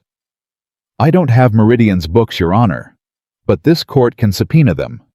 And the moment you set the ranch's ledgers beside Meridian's own, the gap is the theft in their own hand for 11 years. There's no forging that. It's 2 sets of numbers that were never meant to be read in the same room. The senior Meridian man, Hollis, she'd learned his name, was the one who'd watched her at the fair, leaned to his lawyer, and said something low, and Hannah watched the lawyer's face change, and knew. A man doesn't whisper like that when his books are clean. "They'll burn the books before they hand them over," Robert said, desperate now. "You can't, there's nothing to—" "Robert." Nathaniel spoke for the first time quietly, and the whole room turned. He hadn't risen. He sat with his hands flat on the table and looked at his cousin across the aisle, with something that wasn't quite hatred, and was somehow worse. "You just told a courtroom the books could be burned, in front of a judge, to stop him subpoenaing them." He let that sit. "A man who knows the books are clean says examine them, please, and clear my name. Only a man who knows what's in them says there's nothing to find, don't look." His jaw tightened. "You never could keep your mouth still when you were losing, even as a boy. You'd knock the board over rather than lose the game clean." Robert stared at him, and for a second, the mask came all the way off. And what was under it was not a mastermind or a monster, but a smaller thing. A man who'd spent his whole life 10% short of the name and the ranch and the standing, and had decided somewhere along the way that if he couldn't inherit the empire, he'd sell it out from under the cousin who had. "You had everything," Robert said low and shaking. "Everything. The name, the land, the old man's love. He never once looked at me the way he looked at you, and you didn't even want it. You'd have handed it all to some spinster off a foreclosure." "Mr. Walker," the judge said sharply, "you are confessing. I'd advise you to notice that." The room went dead silent. Robert's mouth was still open, and into that silence, Hannah heard distinct the sound of Ambrose Teal, 11 years the finest accountant in the territory, and a man who had spent every one of those years learning exactly how a sinking thing sounds when it starts to go under, quietly, carefully standing up. "Your Honor," Teal said, and his voice was steady in the way of a man who has just done the last arithmetic of his life and found the answer. I'd like to speak, before this goes any further, and I'd like it noted that I came forward rather than being caught because I understand that's the only thing left that might do me any good at all. Robert whipped around. Ambrose, don't. It's over, Robert. Teal didn't even look at him. He looked at the judge, and then strangely at Hannah with something that might have been professional respect between two people who understood numbers the way other people understood scripture. She found it in an afternoon. 11 years I kept those books, and I built them to be unreadable, and she read them in an afternoon. There's no walking this back. I'd rather tell it than have it pulled out of me. He drew a breath. I falsified the Walker accounts for 11 years. At the direction of Meridian Land and Cattle, and with the knowledge of Robert Walker who brought me to them, and took his share the whole time. The old man.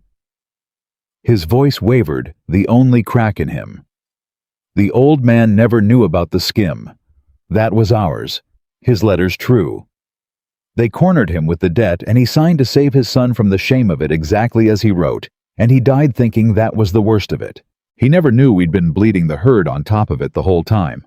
That part, he'd have died to stop. So no, Your Honor. The letter isn't forged. I'd stake the noose on it, and it looks like I'm about to. It came apart fast after that, the way a thing comes apart when the first honest man breaks the seal. The judge subpoenaed Meridian's books before the noon recess, and the Meridian men's lawyer resigned on the spot rather than be attached to what came out of them, and Hollis and his partner were held over on the fraud charges by nightfall. Teal's confession pulled the floor out from under Robert's sworn story, and every word Robert had committed to the record under oath, the grieving cousin, the honest family, the forging heir turned in a single afternoon from his shield into the rope Hannah had promised it would become. He'd sworn Nathaniel forged the signature. The letter and Teal's testimony proved the signature genuine and the forger a fiction. He'd sworn Hannah cooked the books. The ranch's own ledgers, examined now by 3 territorial bookkeepers, proved every figure she'd shown was real. He'd sworn the fire and the dead men at the fence were Nathaniel's doing. The surviving hired gun, the young one Hannah hadn't shot, testified who'd sent him and named the Meridian men and named Robert. Perjury, the judge called it, and fraud and conspiracy. And when the matter of the burned barn and the men who'd died came before the criminal court that followed a good deal worse, Robert Walker had ridden to that courthouse certain that getting there first would let him shape the whole story. He'd been right about that.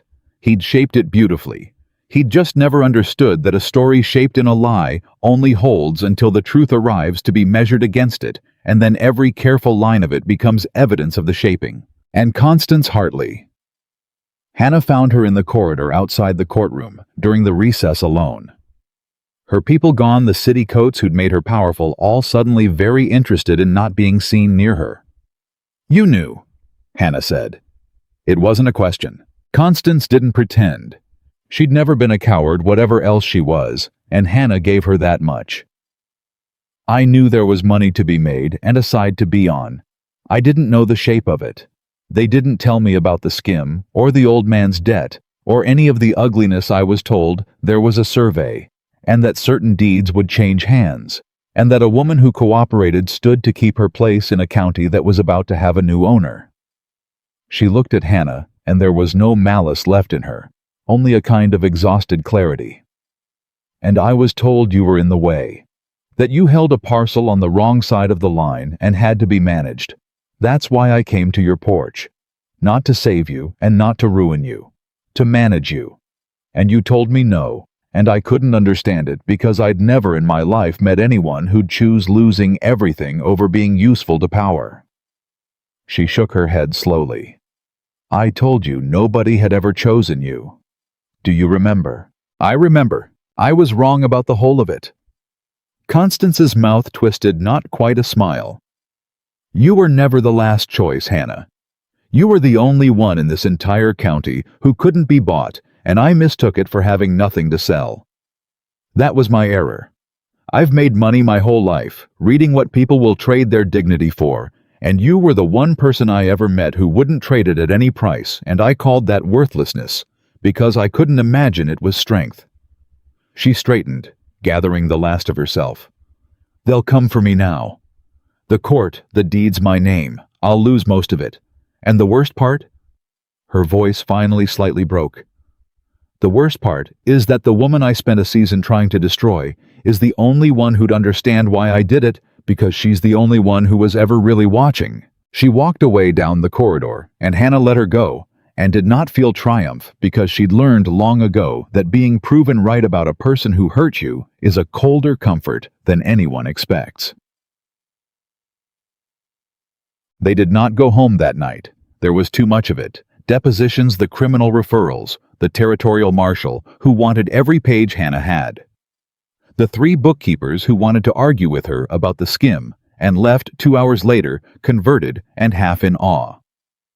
It was near midnight when Hannah finally stepped out of the courthouse into the quiet, the satchel lighter now that the court held copies of everything, and found Nathaniel waiting for her on the steps. "You didn't have to wait," she said. "I know. You've had the worst day of your life. You should be asleep, or drunk. Both ideally, and I wouldn't blame you for either." "I've had the truest day of my life," Nathaniel said. "That's different from the worst, though it was that too." He was quiet a moment. "My father was honest. In the end. He was a fool, and he was proud. And he hid a thing that nearly cost me everything. And he was honest at the last, when it would have been easier to take it to the grave clean. I buried a man I thought was perfect, and I spent today learning he was only good, and I find—" His voice roughened. "I find good is better. Perfect's a thing you worship. Good is a thing you can forgive. You gave me back a father I can forgive, Hannah. I didn't know how much I needed that until you read it out loud." Hannah didn't answer. Something had gone tight in her chest that she didn't have a shelf for, same as always with him. "There's a thing I have to say," Nathaniel went on, "and I've been trying to find the way to say it all day, and there isn't one, so I'll just say it plain, and you can do what you like with it." He turned to face her. "At the fair I said she's mine, and you were right to be angry because I said it to lift you up and to put my name between you and them, and both those things were true, and neither of them was the whole truth. And I've known it wasn't the whole truth since about the second day you were in my house reading my father's ledgers and telling me to go away and stop hovering." He took a breath. "I don't want you to be mine the way this county meant it. Owned, claimed, a thing settled. I've had enough of things being owned to last me a lifetime, and so have you more than me." His eyes held hers. "I want to be yours. That's the part I couldn't figure how to say. I've spent 15 years being the man everyone else belonged to. My men, my land, my name, the whole weight of it, and every soul around me wanting something, and none of them able to be told no. And then a woman on a porch told Constance Hartley she'd rather have nothing than be owned, and I thought there. That. Whatever that is, I want to spend the rest of my life near it, not to have it, to deserve it." Hannah was quiet for a long moment. "You know what the town's going to say?" she said finally. "The richest man in 3 counties and the spinster off the foreclosure. They'll say I schemed it. They'll say let them. I'm not finished." But her voice had gone unsteady. "They'll say I schemed it, Walker. And here's the thing I have to tell you, because I won't start this on a lie the way everyone in this county started everything. Part of me did watch for it in the beginning. When you paid my debt and rode to my farm, part of me stood back and thought, what's the trap? What's he really after? No man does this clean. I've spent 28 years learning that when something fits my need too perfectly, it's cut to catch me. So I watched you. For weeks. I watched every single thing you did, waiting for the moment it took something from me instead of giving it." She looked up at him. "And it never came. That's the thing I have to say. I gave you every chance to prove you were like the rest of them, and you never once took it. You paid my debt so I'd be free to say no. You claimed me at the fair and then handed me the authority to ruin you if I found rot. You promised to believe me over your own family, and then you did when it was your father, when it cost you everything. You let a woman this whole county calls a liar stand up in a court of law and speak for you. And you did it by choosing me over your own instinct to protect every single time it mattered." Her voice broke finally, the trained face coming apart the way it had on the Meridian porch, only this time she let it. "I don't know how to trust Walker. They took that out of me young. But I know how to watch. And I've watched you for 2 months, looking for the catch, and there isn't one, and I'm too tired to keep looking, and I don't want to anymore." "Then don't," Nathaniel said softly. "I'm not going to be small about it either," Hannah said, wiping her face rough with the back of her hand, half laughing at herself. "I won't be a wife who's grateful. I won't be saved. I'll keep your books and I'll fight your fights, and I'll tell you when you're wrong, which will be often, and I'll never once let you decide a thing for me again without asking. Not after all this, do you understand?" "I understand. And if you ever, she's mine me in front of a crowd again without so much as a glance, I'll—" "Hannah!" "What?" "Marry me," Nathaniel Walker said. "Not to save you. You saved yourself and me, and half the county besides, and everyone in that courtroom knows it. Marry me, because I'd rather build the rest of whatever I'm building next to the one person alive who'd tell me the truth about the books, and the truth about myself, and never once want a thing from me she couldn't earn. Marry me, because you're the only person I've ever met I couldn't buy, and I've decided that's the only kind of person worth spending a life beside." He took her ink-stained hand in both of his.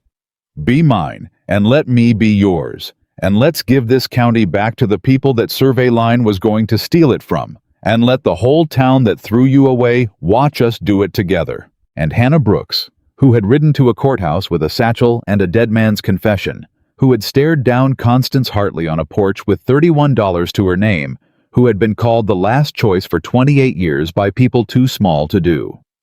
The arithmetic looked at the hand holding hers, and looked at the man, and stopped watching for the catch. "Yes," she said.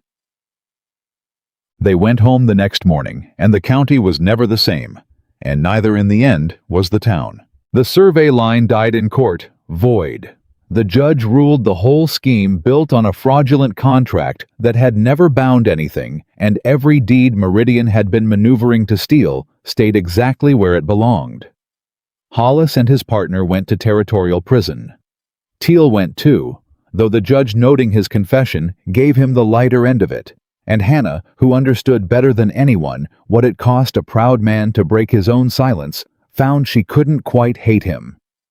Robert Walker fought it to the last, called the letter a forgery through 3 examinations that each confirmed it genuine, and went down at last, under the weight of his own sworn words, convicted of the perjury and the fraud, and his part in the men who died at the fence undone, in the end exactly as Hannah had promised, by having gotten to the courthouse first, and staked everything on a truth he'd thought was buried. And Constance Hartley lost most of what she had, as she'd known she would, and left Cutter's Creek before the winter, and Hannah never saw her again. Though years later, a letter came unsigned, with no return, that said only, "You were never the last choice. I was wrong. I've thought about it every day." Hannah kept it. She never quite knew why. Nathaniel cleared Hannah's debt for good and had her farm. Her mother's blue door saved after all by the 2 men he'd sent to wet the house down while the barn burned, folded into the Walker holdings, not as a purchase, but as a joining her name beside his on every page, a partnership written plain, in a hand no court could ever find fraud in. She kept the books of the whole operation after that, and found 2 more leaks in the first year that no one else had caught, and the men learned fast that the woman off the foreclosure could read a ledger the way a preacher reads a soul, and that it was better to be honest than to be caught by her. The town took longer. Towns always do. But there came a Sunday that first spring when Hannah walked into the church in Cutter's Creek on Nathaniel Walker's arm, and Mrs. Pruitt, who had once told her every egg in the basket was spoken for, stepped aside to make room in the pew, and it was a small thing, and it cost Mrs. Pruitt a great deal, and Hannah understood both and sat and let it be enough. She didn't need them to love her. She'd learned young that she could survive without that.